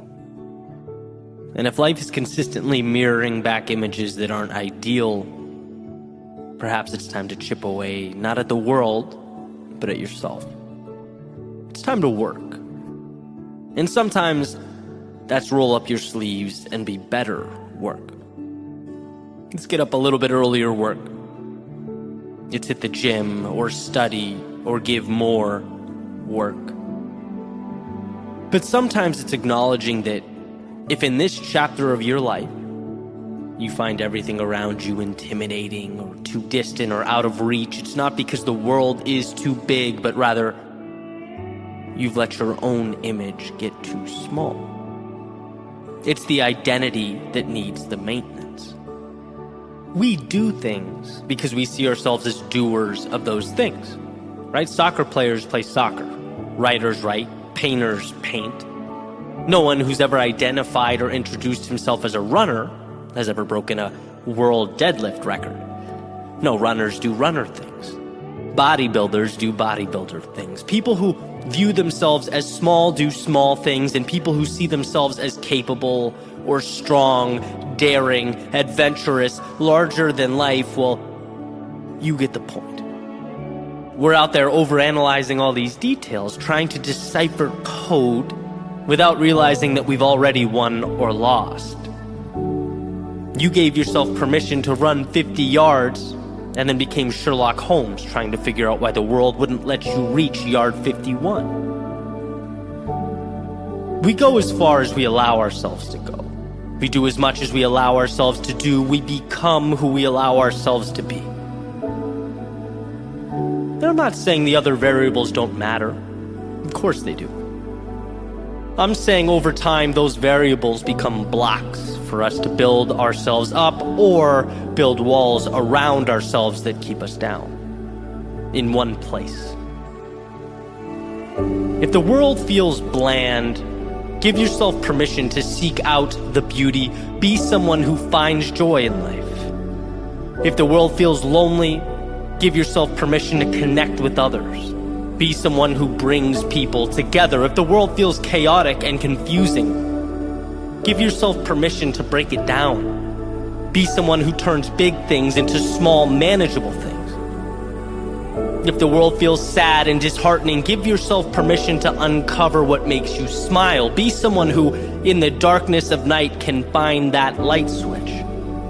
Because for every reason to be sad, there's one to be happy. For every reason to be weak, there's one to be strong, so on and so forth. Of course, it's not the easiest to remember when we look out and don't like what we see. But knowing that the solution is internal, knowing that you decide who you are, where you're going, and where you stop, as much as humanly possible, it puts fate in your hands, which is right where it should be.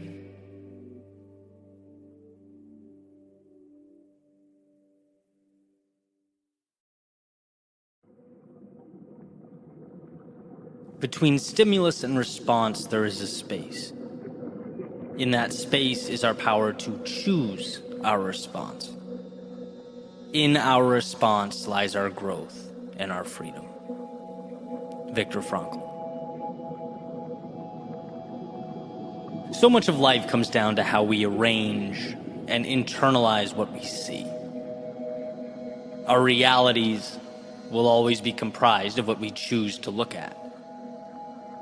Now, that's not to say the unfortunate or quote-unquote bad things aren't present, but whether or not you choose to keep them in your life, in your field of vision, that's on you. Here are two ways I like to explain this. The first was explained to me as a curtain hung from a stage, and this curtain has holes and tears all throughout. On the other side of the curtain, there's an auditorium, some chairs, aisles, a few lights.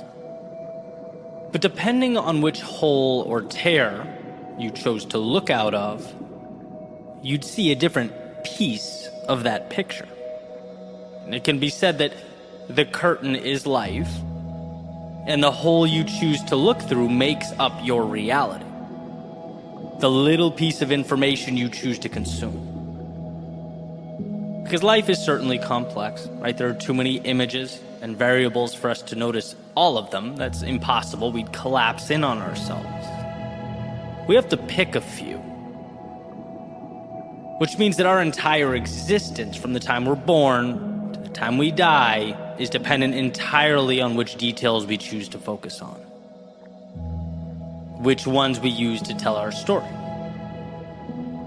Which leads me to the second example. Let's say you decide you're going to walk to your car.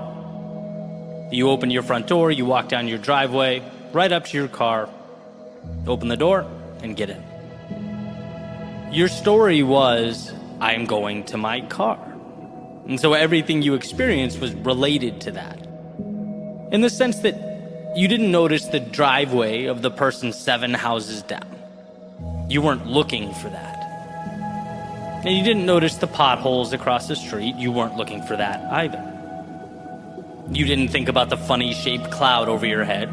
That wasn't on your mind. Why would it be? All these things weren't part of the story, right? And the idea is we are very selective of the things we pay attention to. We use a small fraction of the world to tell our stories.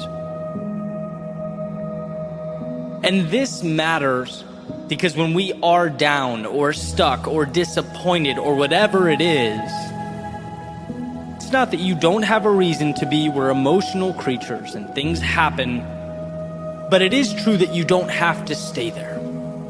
That the little hole you are looking out of from behind the curtain may not be serving you.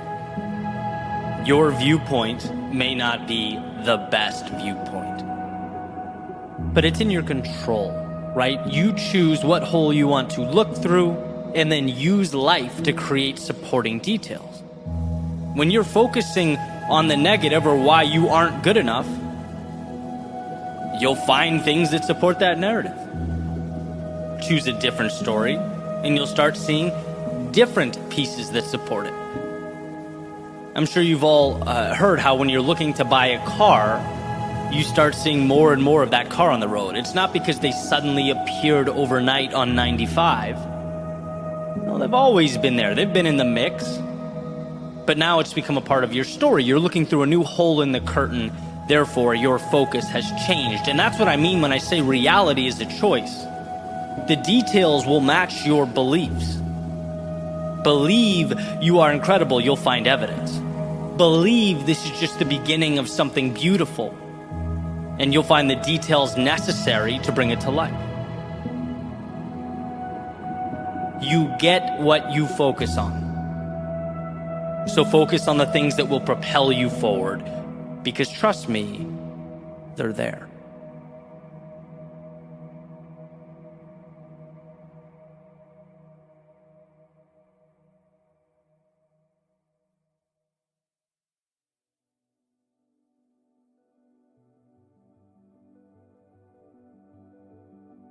Use what you have where you are. A friend of mine at one point found himself in his mid-20s, fighting his way back from what he refers to as a pretty substantial setback that had occurred. He was basically rebuilding his life. Found himself looking up at an enormous mountain to climb, unsure what he would do for a living, how he would make ends meet, very much lacking direction. And as he pondered, he got a job as a pizza oven repair guy. Learned the ins and outs of the craft as he showed up every day, eyes still focused down the road, still contemplating what would be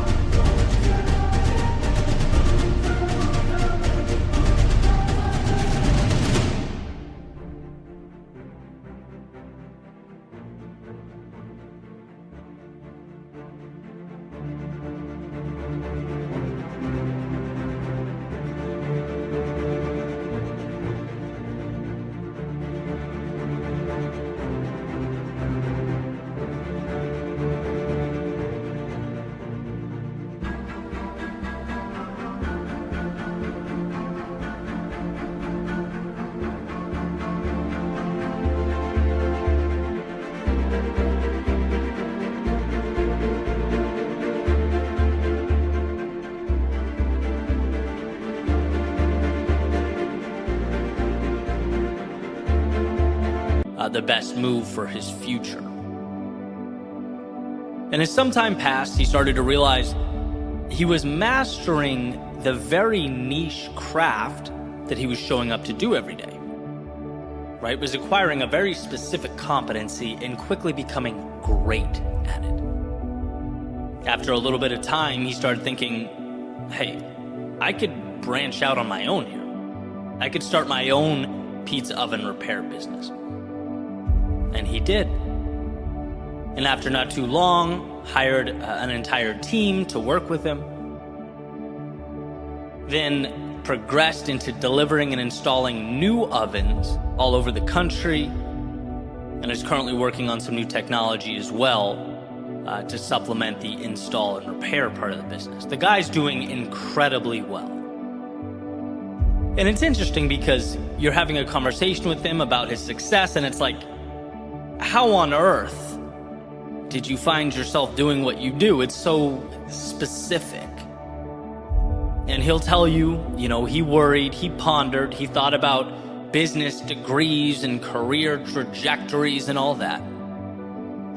But the difference was that he didn't take the moment for granted. He saw the value where he was with what he had. Where, he could have seen it as a bridge job or a chapter in the story or however you want to describe it. He saw it as an opportunity. He saw the present as the answer. Show up and give everything you have to being great now. Because when you're competent in a craft and ambitious, as he is, that's a scary combo. The world becomes yours. Use what you have where you are. And you will, because of this mantra, see doors unlock that perhaps you never thought possible.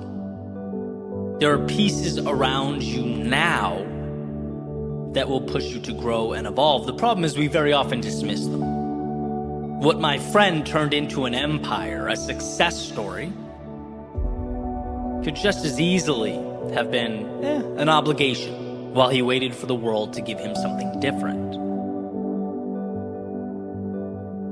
And sure, I think it's important for me to emphasize, the point isn't to stay where you are forever if you're unhappy. Of course not. The point is that there's value in aiming to be exceptional at whatever it is you are doing, whatever you are committing to, even if it appears mundane. The point is that so much potential is sown into our day-to-day. It just tends to blend in and not feel important, at least at first glance.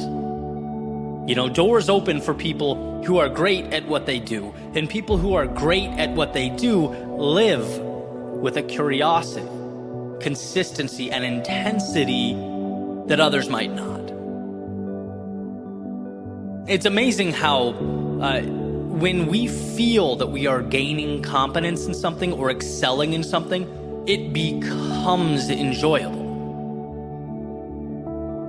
Which highlights the fact that, so often our stagnation is a byproduct of us standing in our own way, choosing not to grow. I can't explain how trivial what I do now felt when I first started in 2014. Sharing my thoughts into a microphone, making little 3-minute videos, uploading them to the internet, right? To an audience of my immediate family for $0. You know how dumb my rational brain was trying to convince me that was? You know how easy it would have been to move on and simply look back on that period of time as my little YouTube experiment?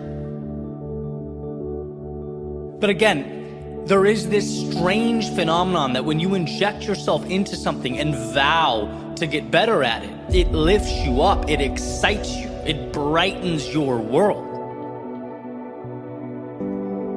I had, as I've talked about so many times, found that intersection of what I love and what adds value to others. And that was everything. And the solution appeared not because I bumped into someone that had some life-changing opportunity for me. It wasn't because I found this shortcut or secret formula. No, I just used what was already sitting in my little apartment on Comm Ave in Boston. It's incredible how often our answers are right where we are. That's why, as I've progressed through this journey, I understand balance. I understand the value of, looking at that horizon, having big plans and ambition, but also cherishing the opportunity at our feet now, looking around, because again and again and again, the opportunity is disguised as triviality, as the stuff we walk right by. Always remember that there's something around you that can be transformed into opportunity, even if it's small. And if you choose to look for it, you will empower yourself. Everyday things. I can throw off examples for days. The internet, incredible resource, leverage it. Whether it's connecting or sharing or creating or learning. Your day-to-day effort. Like my friend with the pizza oven, installation repair company. That world doesn't exist if he doesn't take the little things incredibly seriously. Show up to whatever you do with a tenacity that will propel you to new heights. Whether it's in that same field or it carries you over to another. Or utilizing your network. There are people you know today, right now, that can contribute to your momentum. Seek them out. Time. The 30-minute blocks that we deem insignificant or downtime between one event and another. Think of the compounding of turning that into a push-up session every day or your 30-minute audiobook time. And all of these examples are sort of sporadic, they're contextually different, but they have one very important common theme. And that's opportunity being squeezed out of resources that we already possess. It's instead of walking by the pile of bricks every morning, picking one up at a time and beginning to stack them. I'm a firm believer that the difference maker for so many is not IQ. It's not going to this or that college. It's not your background. It's, did you recognize the opportunities surrounding you? Did you find the value or the excuse? Because both will always exist. And that's what we have to understand. The details around you can be your reason for staying right where you are, or for doing the unimaginable. So understand the power of utilizing what you have where you are. Make a point to look for the tools within reach. They say what's trash or junk to one man can be treasure to another. Well, understand that your eyes are capable of seeing both. You have to lead them to the value. You have to become comfortable with pausing, letting the emotions subside and asking, how can I win here, now, with the pieces that are available to me? Because they are available. And if you're willing to pick them up, you can undoubtedly, as Thoreau said, build your castles in the air.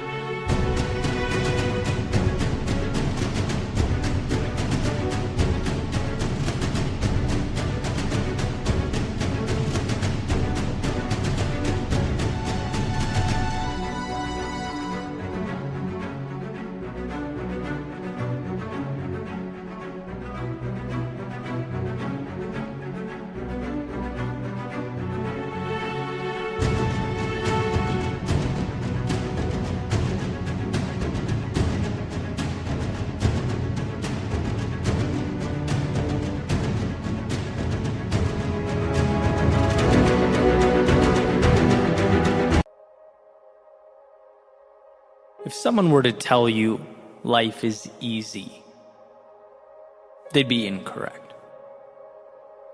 If they were to tell you there's a specified path to contentment, they'd be misinformed.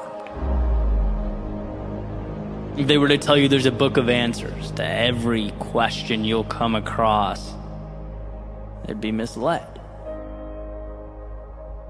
The point is not that life is easy, predictable, or defined. The point is that despite the fact that it's none of those things, you're capable of making something from it. That from a seemingly endless barrage of unknowns exist the pieces to build something truly extraordinary. I came across a quote a few years ago from Abraham Maslow and a concept that was in Ernest Becker's book, The Denial of Death. And the idea is we are simultaneously gods and worms. And every once in a while you come across an idea that changes the way you see things. That's definitely one of them, right? A duality that is perpetually under tension. Gods and worms. We're animals. We're flesh and bone, eroding by the day. We're given a temporary stay on a giant rock rotating around the sun, while simultaneously equipped with the power to not only be aware of that finitude, but to transcend it, to dream, to see things that are not yet there. Our minds are miraculous. We are both gods and worms. So what do we do about this? How about use the fact that we're going to die The fact that in many ways we don't have control. The fact that life is messy and unpredictable and often a maze of complete chaos. To, rather than shrink because of it, take off the guardrails and reach for the heavens. To put things into existence that do not yet exist. Why not go all in? After all, the thing about living, as the saying goes, is that no one makes it out alive.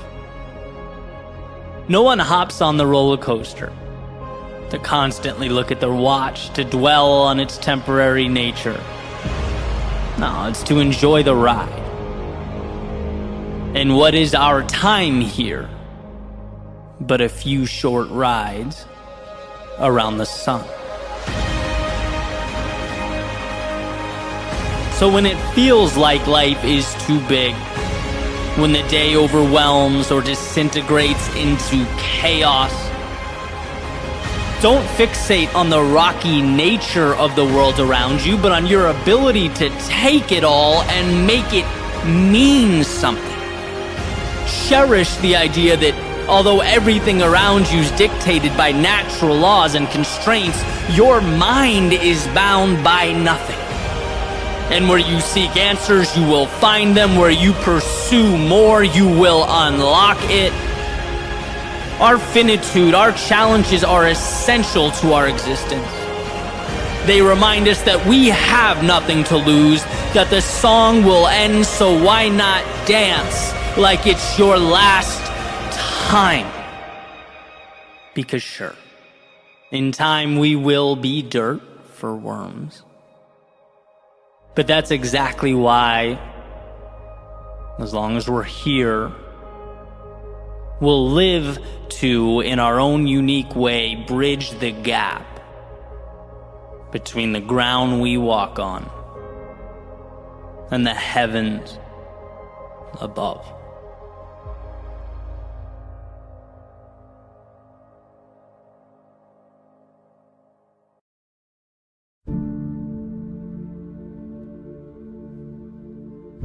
There are a handful of recorded lectures online by Jim Rohn, who has definitely become one of my favorite thinkers over the years. And I found this little nugget the other day that I wanted to share. He says, there are 4 emotions that will change your life: disgust, decision, desire, and resolve.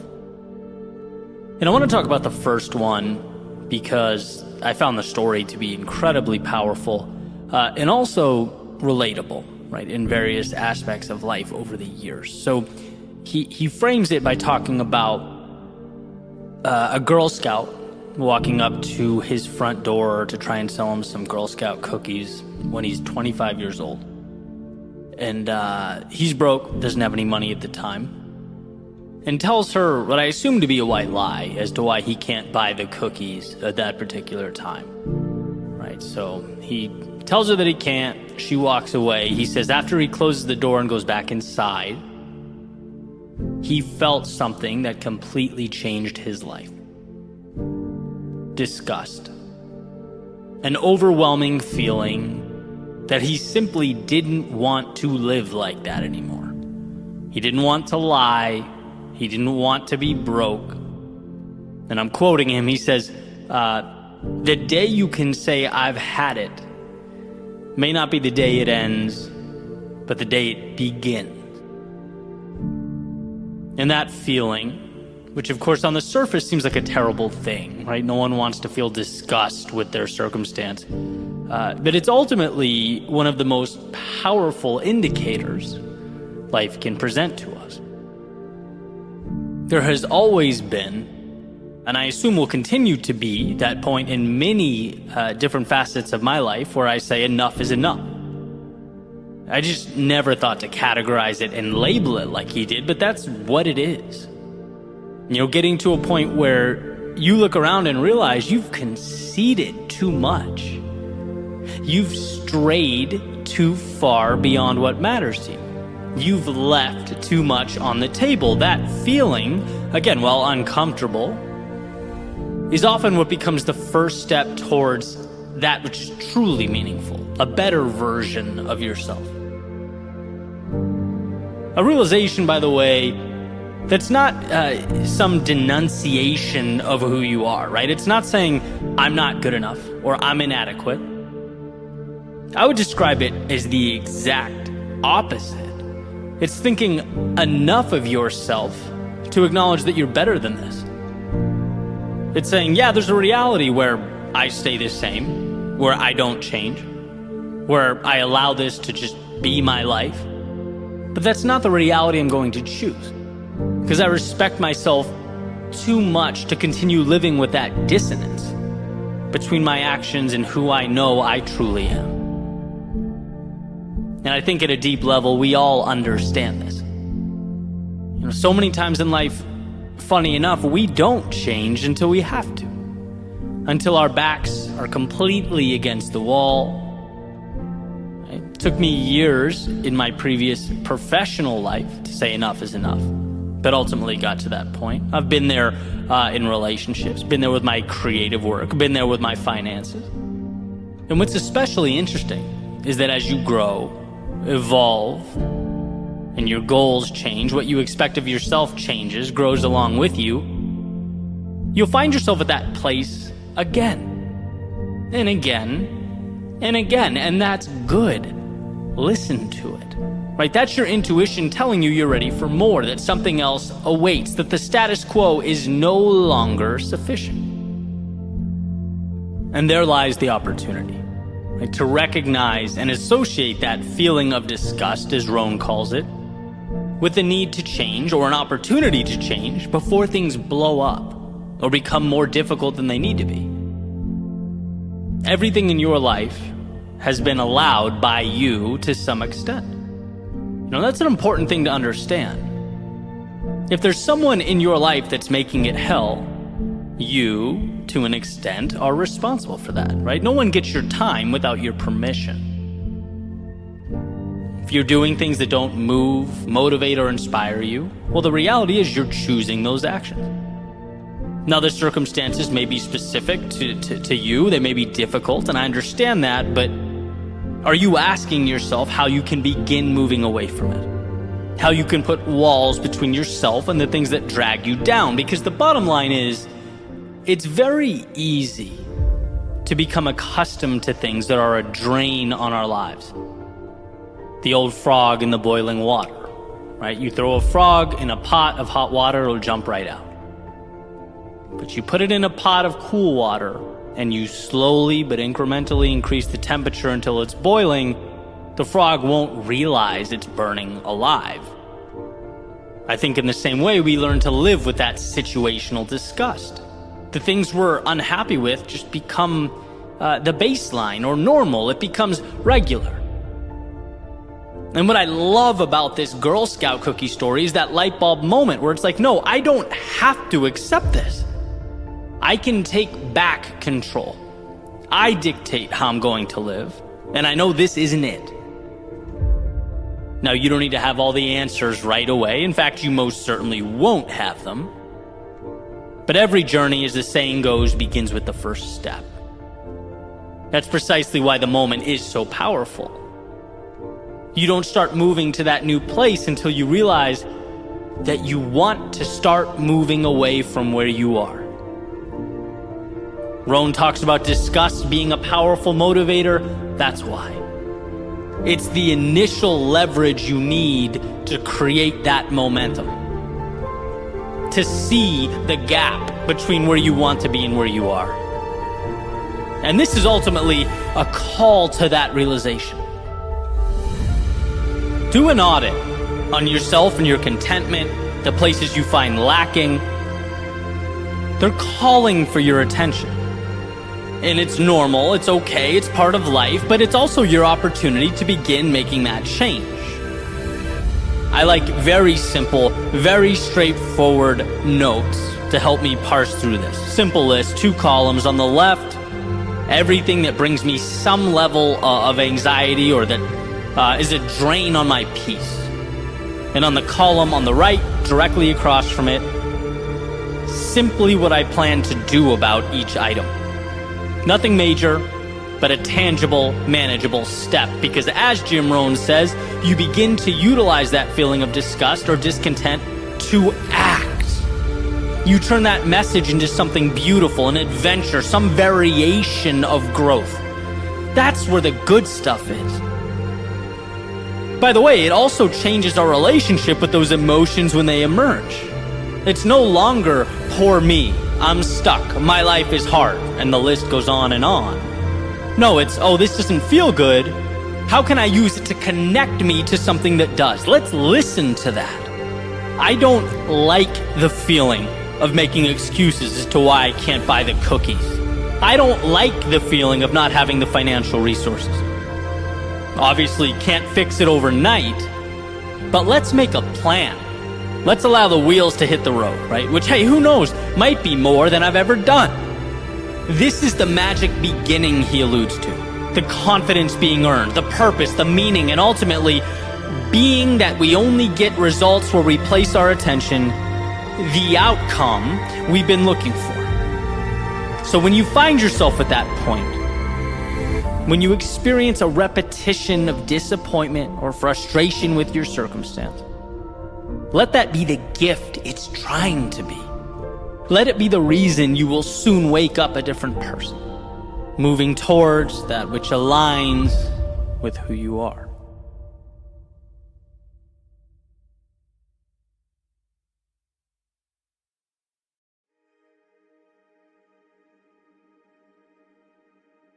Just one more day.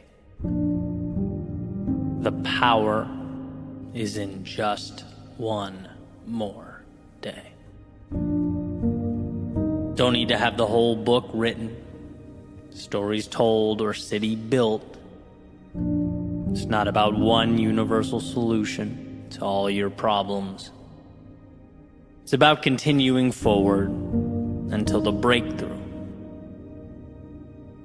It's about knowing that when it feels most hopeless to go on, that's precisely when it's most important to do so.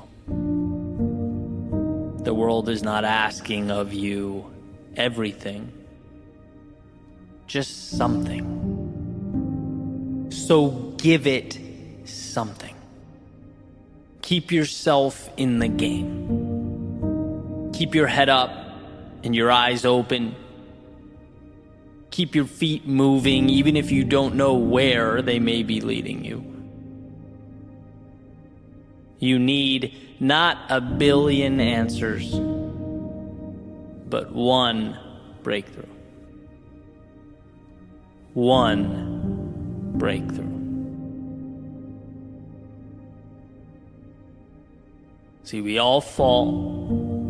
We all lose our footing. Life can be tough. And being that this is par for the course, the contract we signed before we breathed our first breath of air, it's a fool's errand to exhaust energy on the occurrence, to be angry at the situation, to feel bad about yourself for wandering there.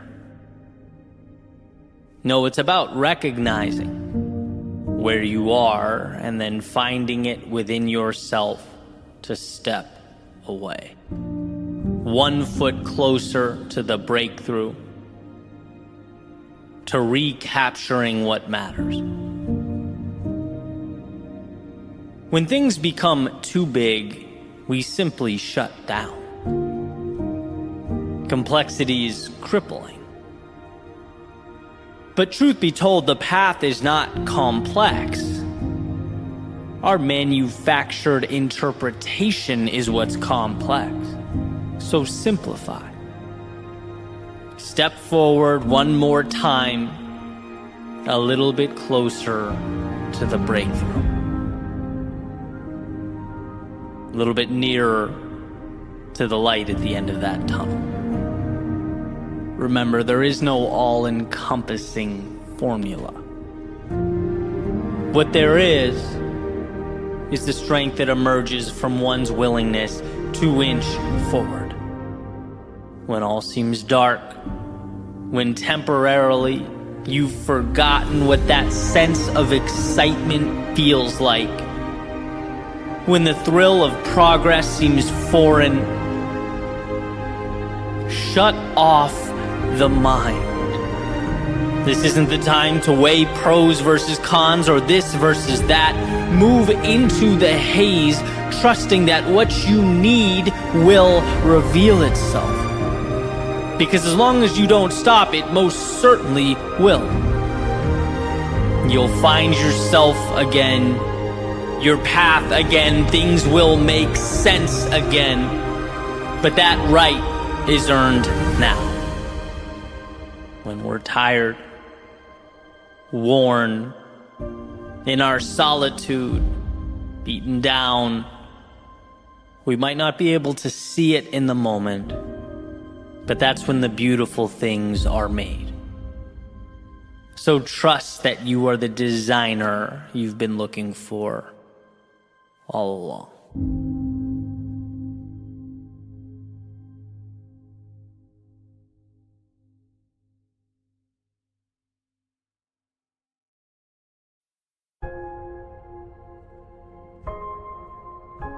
Quite some time has gone by since the last letter I wrote to my younger self. A few years, actually. And I think we're due. Because older me continues to learn to both enjoy and be humbled by life. To experience hellos and endure goodbyes. To win and to lose, to acquire and to cut away. The world is a maze of complexity to navigate. And maybe we should start right there. Because look, kid, there are some fundamental ideas about life that you just have wrong. There is no door that you walk through where you suddenly go from not understanding to finally having all the answers. Part of growing up is realizing how little human beings know about anything. And that's okay. What you'll understand is it's not a reason to run, it's a source of courage to draw from. Oh, but adults are wise, you might think. No, adults are just children with mortgages. You'll learn that, and as we all become renters, even that's changing, right? Oh, but him over there, or her, wait, them, they have it all figured out. No, they just walk with conviction into their individual unknowns. That's all. Oh, but there has to be some certainty. We have to know some things for sure, you might think. Well, certainly we do, or at least we think we do, but you have to understand, 150 years ago, science said bleeding someone out would cure them of their illness, right? Our pursuit of truth is crucial, but it's a work in progress. Life is a work in progress. You are a work in progress. So what am I talking about? Why does this matter? Because I don't want you to think that you are ill-prepared to venture further into your potential. I don't want you to think that other people have what you don't, that you're not enough. The world around you is chaos. It's a mess. It's clay. Some people use it to build and create and shape their reality, and others, well, others don't. The kicker here is that nothing is built if you don't first give yourself permission to take the unknowns and make something with them. Once you understand that there is no secret code that must be figured out, you free yourself to explore and capture the essence of being alive. Again, life is messy. So go flail around. Wander. Go get lost. Who cares? You see what I'm saying? You can watch from afar, succumbing to the illusion that the world is some meticulously constructed orchestra where everything's playing in unison. Or you can dive in and make your own music, dance to your own melodies, because there is no perfect. There are people who stand still and people who pick up the pieces as they go. Next, and very closely related, younger me, give yourself a chance. Try things. No, more things, bigger things, terrifying things. You see those posters of people you have hung up on your wall? They're not of a different world. They're people like you. Right? But they decided along the way that they would try. That they would step out of line, break some rules, push life, and see how hard life pushed back. Younger me, on my college essay, I referenced one of my favorite quotes. I attributed it to Mark Twain. Turns out it wasn't even by him, but hey, life goes on, right? It said, 20 years from now, you'll be more disappointed by the things you didn't do than the ones you did do. So throw off the bow lines. Sail away from the safe harbor. Catch the trade winds in your sails. Explore, dream, discover. It's a beautiful quote, and here's what I gather from it.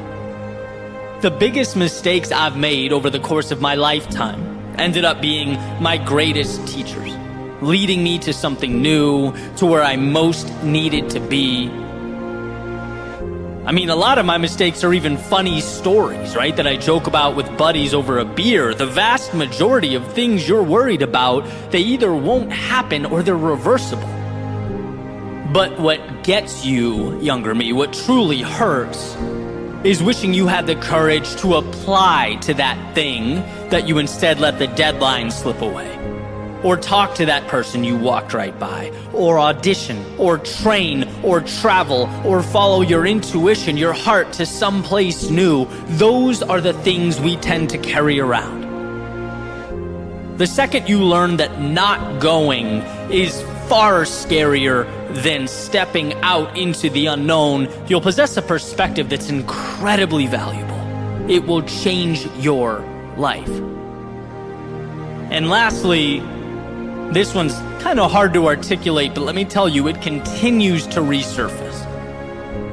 Here it is. If your intuition is telling you something, listen. Trust it. If something feels wrong, let it go. If it feels like it's where you need to be, you're being pulled in that direction, explore, move towards it. When you know in 30 seconds that someone isn't a good person, don't give them your time.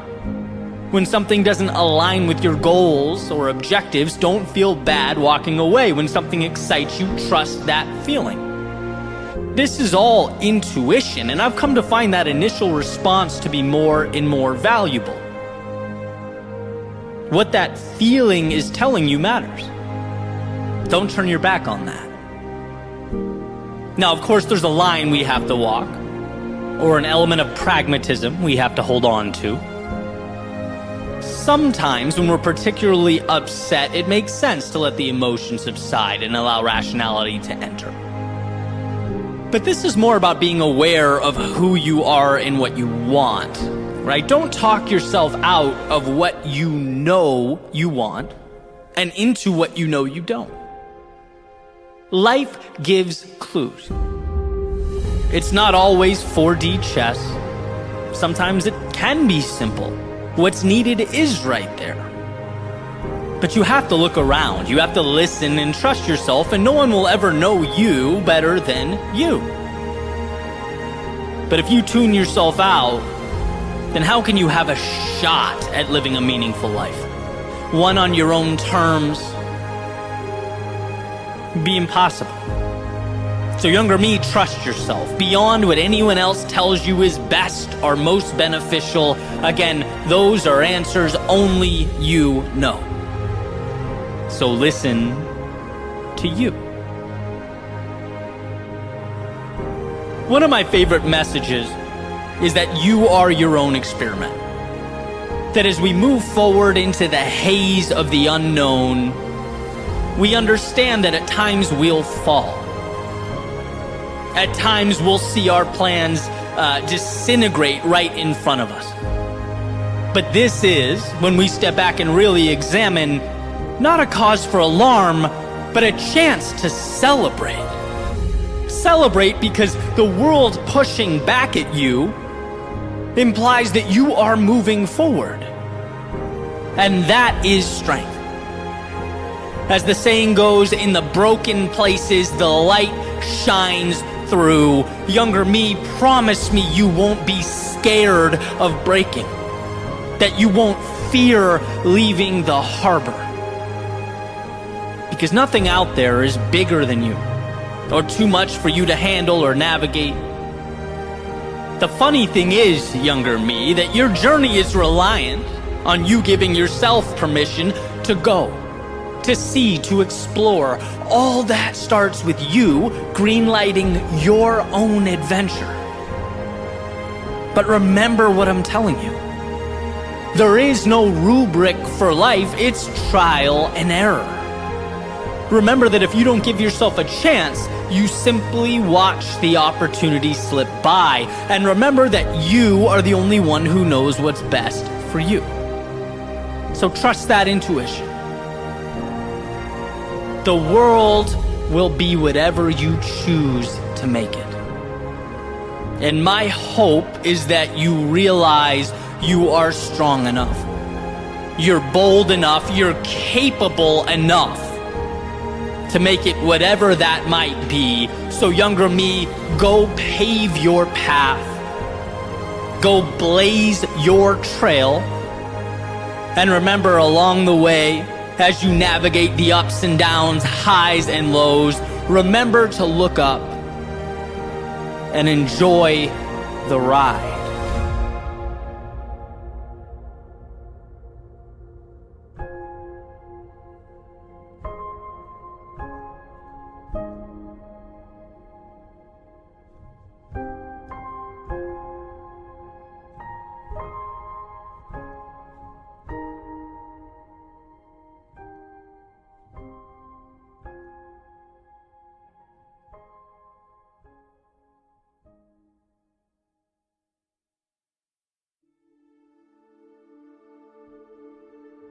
Naval Ravikant has said inspiration is perishable, so act on it immediately. And what he means is those fleeting moments of excitement where you have an idea, a concept, those must be cashed in. They must come to life, otherwise they're gone before they had a chance to change anything. You see, what we don't really talk about much is that inspiration is only as valuable as one's willingness to act upon it. Just like a seed without the right nutrients can't grow, or a wheel is only useful once it touches the ground. It's the world able to act upon these objects that makes them powerful instruments. And so with that inspiration, that momentary jolt you've captured, the faster you act upon it, the more likely something comes of it. Inspiration transforms into action, which creates momentum and then more inspiration. And so goes the powerful cycle we must seek to create. Inspiration to action, to inspiration to action. I talk all the time about the myth of perfection. The idea that the perfect moment is out there, that someone or something will give you permission. But no, that green light is self-created. And when it arrives, don't waste it. It's not about reaching a mountaintop right away. You don't need to create the perfect solution right now. But give yourself a chance to see those wheels hit the road. Allow that cycle of inspiration and action to propel you forward. Because so much of life comes down to what you did when that fleeting moment arrived, what you turned it into if you gave it life. A lot of people out there think that the secret to life is having the right answers. But I'm here to tell you, it's the courage, the willingness, the strength to move forward before you have them. To take that little bit of inspiration into the sunset. Let it mean something. Let it be a beginning. So when you look back years from now, you'll see that single decision to act meant so much more than what it felt in the moment. That single step you courageously took was everything.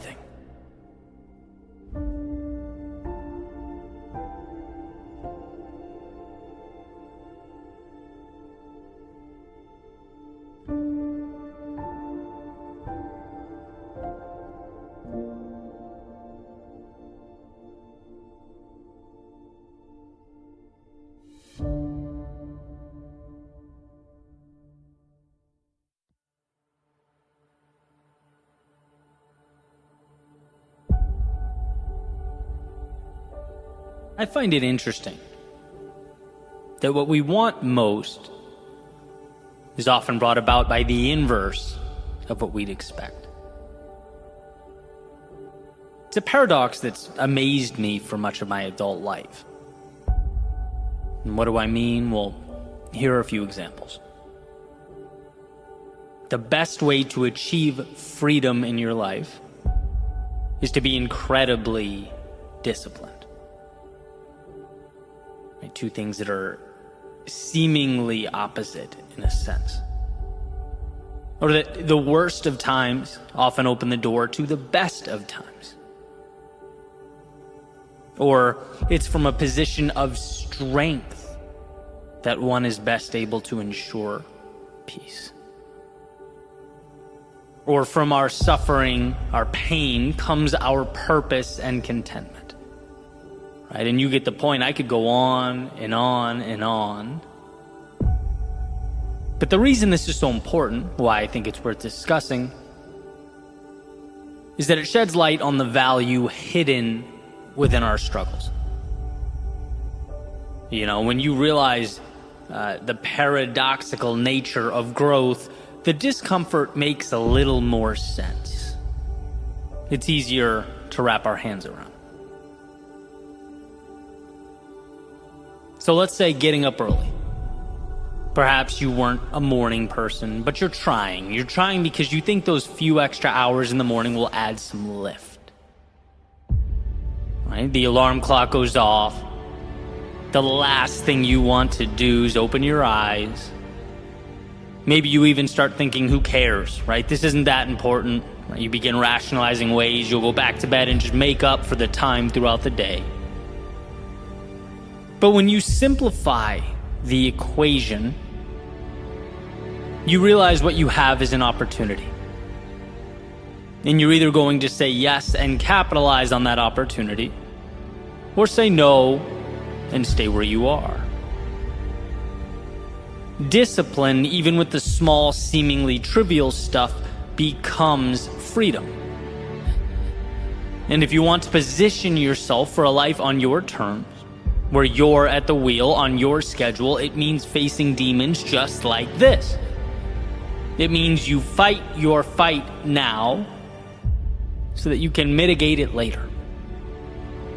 Rather than saying, I wish, or beating yourself up for not being a little bit tougher in the moment, you instead get that sense of accomplishment. You get the luxury of time and freedom.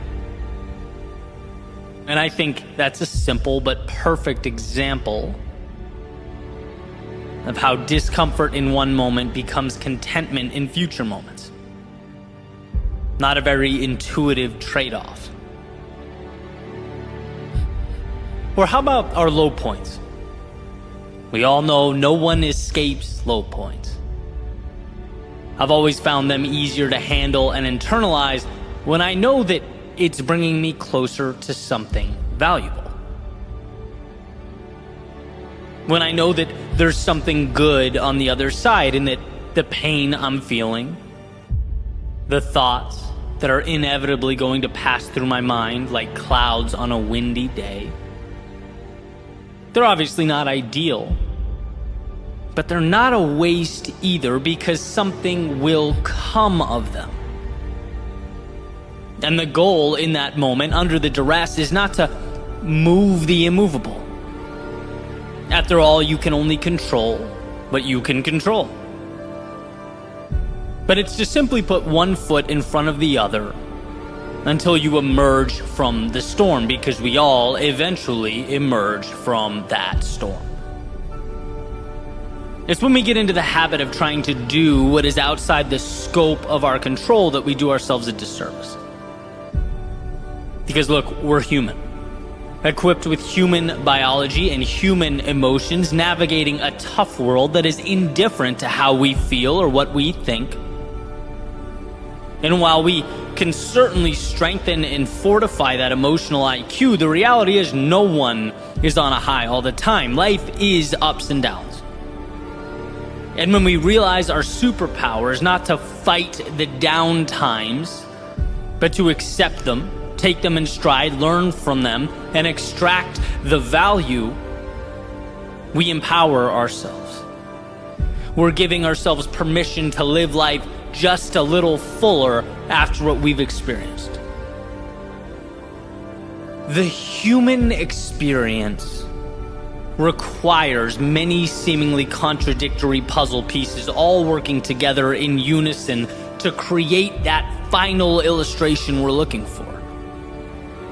Not just discipline and freedom, not just low points and high points, but countless others. Jordan Peterson, of course, famously discusses chaos and order, and how both not only exist, but are pivotal to a fulfilling life.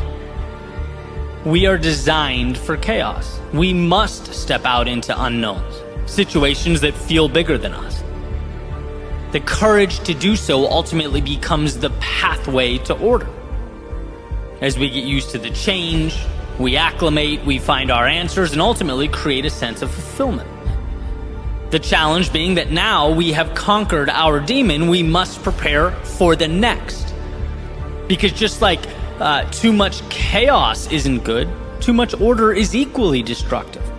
Right? Another example of something we'd assume as negative. Chaos.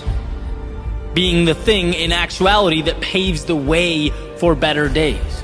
It's a staircase. I've heard Tony Robbins say something similar when talking about our need for both certainty and uncertainty. We must have some elements of everyday life mapped out, but too much creates a mundane existence without the adventure and growth we've been looking for. It's from the unknown we capture more of ourselves. It's from the uncertainty we get growth. And I say all of this, not just because I think it's fascinating in and of itself, but because it's incredibly easy to forget, especially in the thick of things, that it's all essential to life working the way it should work. Those losses become gains. The disappointment becomes growth. The down times become launching pads to evolved experiences, greater adventures, and new chapters. It's certainly not intuitive to look in the mirror when amidst life's chaos and say thank you to the universe. I get that. I'm not implying that you should. But I am saying it helps to know, it helps to be aware of the paradoxical nature of your journey.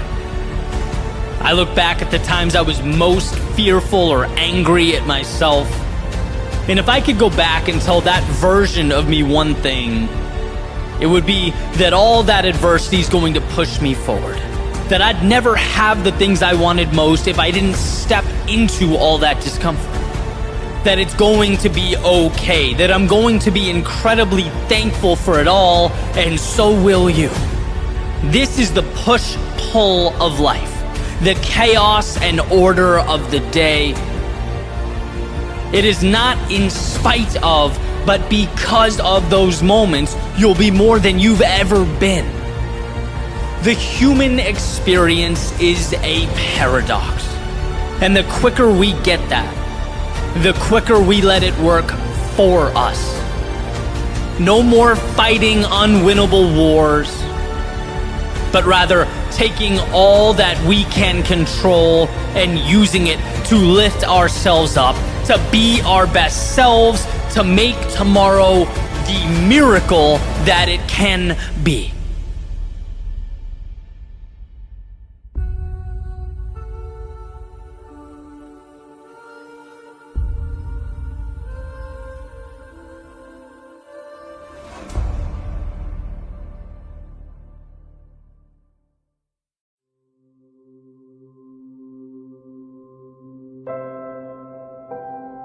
What is the complex but an accumulation of that which is simple? What are big things, if not just a multitude of little things? There's comfort in the understanding that all we have in life, all there is simplicity, easy to understand pieces. It's just that sometimes we stack them so high that they start to take a new shape. But like Greg McKeown references in his book Essentialism, the power isn't always in acquiring answers. You already have them. They're in front of you. The power is in cutting away the things that don't need to be there. Removing all that stands between you and your ideal existence. And I think that's one of life's great misunderstandings. We don't need to find more. We need to remove that excess until we're face to face with what matters. And to adopt this principle, it's nothing short of liberating.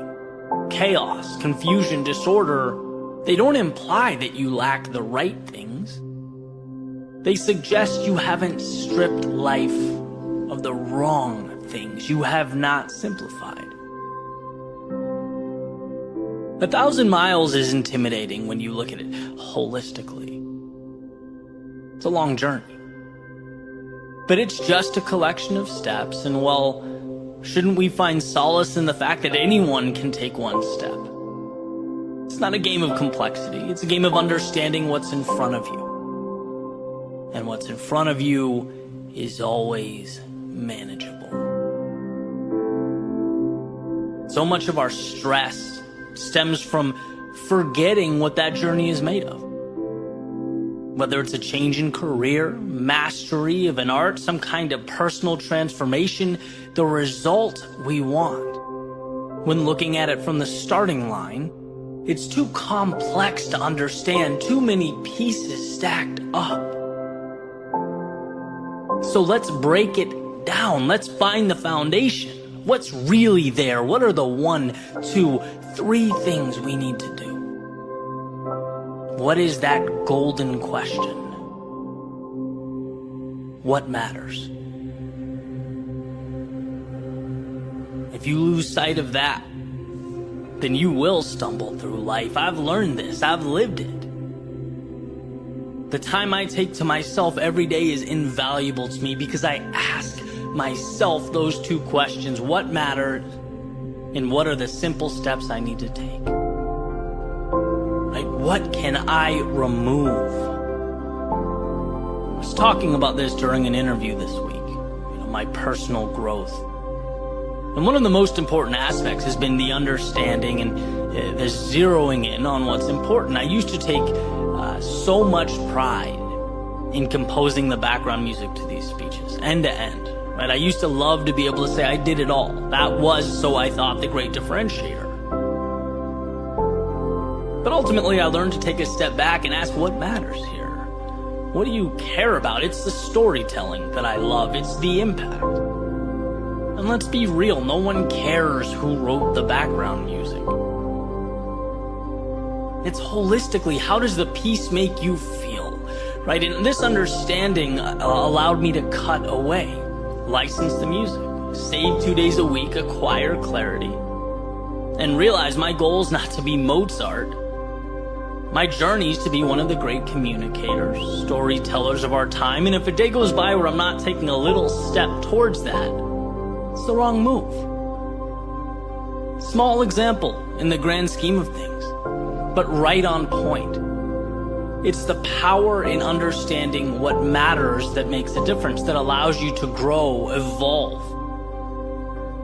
And I'm confident that this not only applies to long-term pursuits, but also our challenging times, the dark moments, the periods of uncertainty and discontent. Same concept. Where do you want to be, and how do you get there? What's the simple thing you can do to close that gap? Because you are never helpless. You can always do something. And my friends, those little somethings ultimately evolve into everything. And when we put our phone away, step beyond the noise, spend time with ourselves, we can see how much of life is running in place. Stacking and stacking pieces that aren't even part of the masterpiece we're trying to assemble. If you want answers, start with the understanding that they're buried under mountains of things you don't need. So cut away. Cut away the people and places and things that convolute your story. Cut away the exhaustion of time that provides no value in return. Cut away the thoughts that make life more complex than your journey from where you are to where you'd like to be. As you stand right now, you have everything you need, and there's nothing greater than that, nothing more powerful than that understanding. So why not step outside the complexity that you've manufactured, that you're living in, into a world of clarity, simplicity, and capture what matters.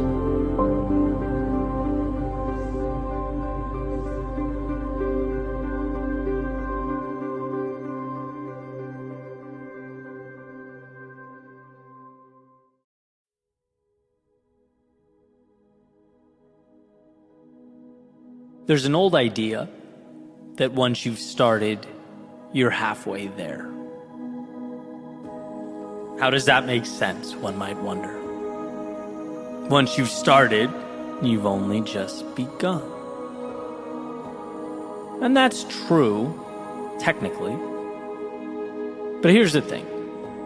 The journey, the ins and outs, ups and downs, trials and tribulations, they can all be dealt with. They knock us down from time to time, no doubt. But we learn, we adjust, and carry on as we move forward. Most success stories, they're crushed, not because of that adversity along the way, but because they never begin. They never take shape or materialize. We can't make them real in our heads. We can't convince ourselves that they'll ever be anything other than fiction. We think that's for someone else. We look around and assume that reality is different than my reality. And overcoming this mental constraint is always the most challenging step.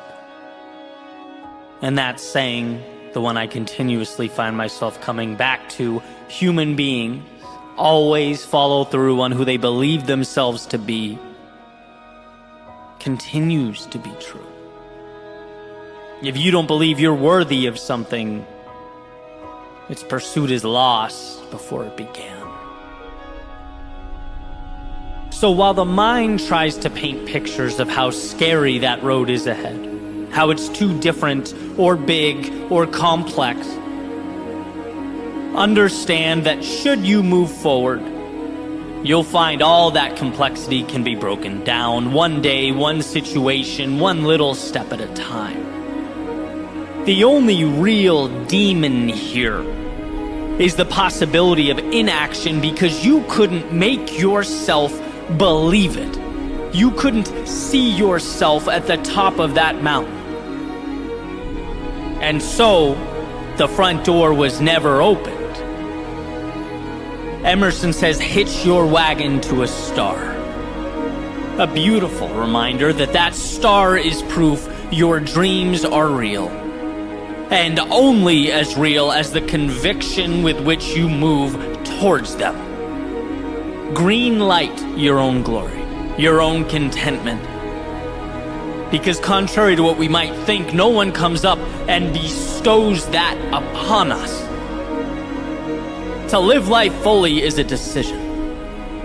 Decision, Latin root words, cut off. It's removing and abandoning your restraint in order to be more authentically you. In order that you'll give yourself permission to chase down that which makes you feel alive and soak up all that aligns with your heart and soul. Once you start, you're halfway there. And oh, that first step, often perceived as the beginning, but in actuality a point few ever give themselves the luxury of experiencing. Step 1, believe it's possible. Step 2, believe you're worthy. Step 3, go. Everything else works itself out. You're capable of dancing through life's chaos, of managing the world's unknowns. So know that, understand that, but most importantly, be one of the few who gives themselves permission to experience that. And it starts now.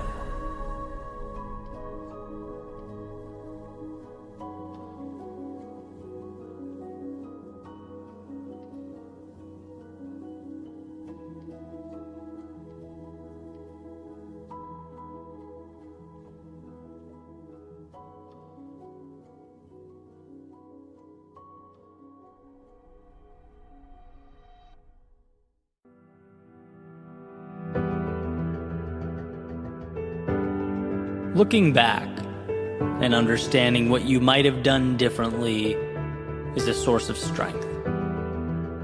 Awareness is a currency of sorts. But being sorry for yesterday, dwelling on the days gone by, that is a waste of time. See, those feelings of discontent, the emotions that rise to the surface as our minds sort through that catalog of regret. You know, the emotions that try and pull you back down into the very moment in which they occurred. If you let them lead you by the hand back into a manufactured hell, they will. And down you will go, reliving an expired pain that you can neither prevent nor do anything about. After all, it is the past. But alternatively, if we can do one of the hardest things for humans to do, which is depersonalize the occurrence, remove the emotion, and find the value, you stand face to face with an advantage in life that is exponential. Not only are you refusing to be defined or tortured by yesterday, but you're creating a framework by which you can actually use that pain to make a better right now. You're acknowledging that your mistakes are not indicative of a current reflection in the mirror. They're not metal bars keeping you closed in. They're opportunities in disguise. A friend of mine once told me, from our pain comes our purpose. From our despair comes our hope. It's from the times we got it oh so completely wrong that we can now arm ourselves with the ability to get it right. To be better and faster and stronger and wiser. The reality, or life in the big city, as the saying goes, is having to fall in order to rise again. Because if nothing falls, there are no ashes from which to rebuild. We change when we've lost. We evolve when we're cornered. We become more when life shakes our worldview. There's power in this suffering. That is, if you choose to find it. And that's always a decision that's ours to make. Again, those same memories that can pull you down if you let them can also be used to elevate yourself higher than you've ever been. There's a saying that life is 10% what happens to you and 90% what you do about it. And when you think about it, it's obvious. Because knowledge is only as powerful as our willingness to put that knowledge to work. Yesterday's pain, its lessons, can be the very reason you transform, evolve to a higher version of yourself, but that's only if you stop using those lessons as an attack on your self-esteem and start seeing them as the gateway to tomorrow. Otherwise, they'll remain that ball and chain around your ankle. Is the mistake that cost you your business, maybe the inaction that fractured a relationship, a swing and miss that hurt your pride somewhere along the way? Are they going to remain sources of pain in your mind, mental images or reflections of where you fell short? Or are they going to fuel the comeback, the sequel? When we fall, we're given one of life's greatest gifts, a part 2. Armed with the knowledge we otherwise would never have had. Armed with an understanding that with the failures comes the strength. As I've grown, I've placed more and more emphasis on thinking. How do I perceive myself? Because when that slips, life is never too far behind. But when you capture and maintain a healthy perspective, things seem to improve along with it. Not because thinking makes it so, but because how we think prompts how we act, and how we act changes our lives.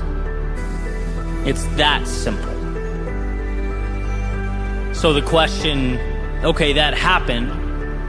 Now what does it mean to you will always be crucial. What are you going to do about it now will always be imperative. And if you look, you'll find that opportunity everywhere. I was thinking recently about all the books I've read, all the podcasts I consume, and there are a ton, right? But how valuable is that information if I don't act? How much could any of it mean if it's consumed and then forgotten? A memory with an image and a title. I'd be better off reading one good book a year, listening to one podcast, and injecting that wisdom into my life immediately, acting on it. Using it to manufacture momentum, right? If the acting is more important than the knowing, why have I not placed greater emphasis on the action? Like 90% more emphasis. And I think that's a question we should all be asking. And so let's move from the book example back to the thinking, reminiscing about our mistakes, the times we let ourselves down. What are our memories, if not just little novels, where we, as the main characters, embark upon the hero's journey? Warriors called to something greater, leaving a previous world, facing our demons, learning about ourselves along the way. Perhaps cut short, left without a conclusion, only in need of an ending. And these painful experiences are essentially us walking around with novels unfinished in our heads. We've done the work, we've learned the lessons, endured the pain. And rather than continuing to revisit that discomfort of the moment, that stopping point, rather than dwelling on how we shut the book after the conflict occurred. Let's open it back up and integrate that value, that lesson into the present. Let's grow from it. Let's evolve because of it. That's what's so beautiful, so exciting about the future. It hasn't happened yet. It's in your control. You're painting that picture now in real time, and so how convenient that you fell yesterday. Now you have an opportunity to be stronger today. And how incredible that you learned what actions or inaction was not in line with the person you want to be. Now you have an opportunity to root all that out. And how beautiful that you felt the pain of quitting, of stopping short, of throwing the towel. Now, as you push forward into that great unknown, you have a reminder, a benchmark to compare with the difficulty of the present moment. You can silence the voice in your head begging you to slow down because you now know what the alternative looks like. To put it simply, you are not the same person you were yesterday. Specifically because of what you've been through, you have those mistakes to thank for the meaningful road you will travel. And let that be the expectation. We don't get through life without mistakes. There is no perfect journey. And the ones who move courageously into the future know that more than anyone. Life pushes back. The world has a say, and sometimes that means we must be humbled along the way. It means we swing and miss. It means plans fall apart. But you will prevail. Maybe not immediately, but eventually. Because you perceive the adversity as merely a cost of admission. Specifically because you don't let it run loops in your mind. Rather, you extract the value and transform it into momentum. You are not your past. You are what you decide to make of your past.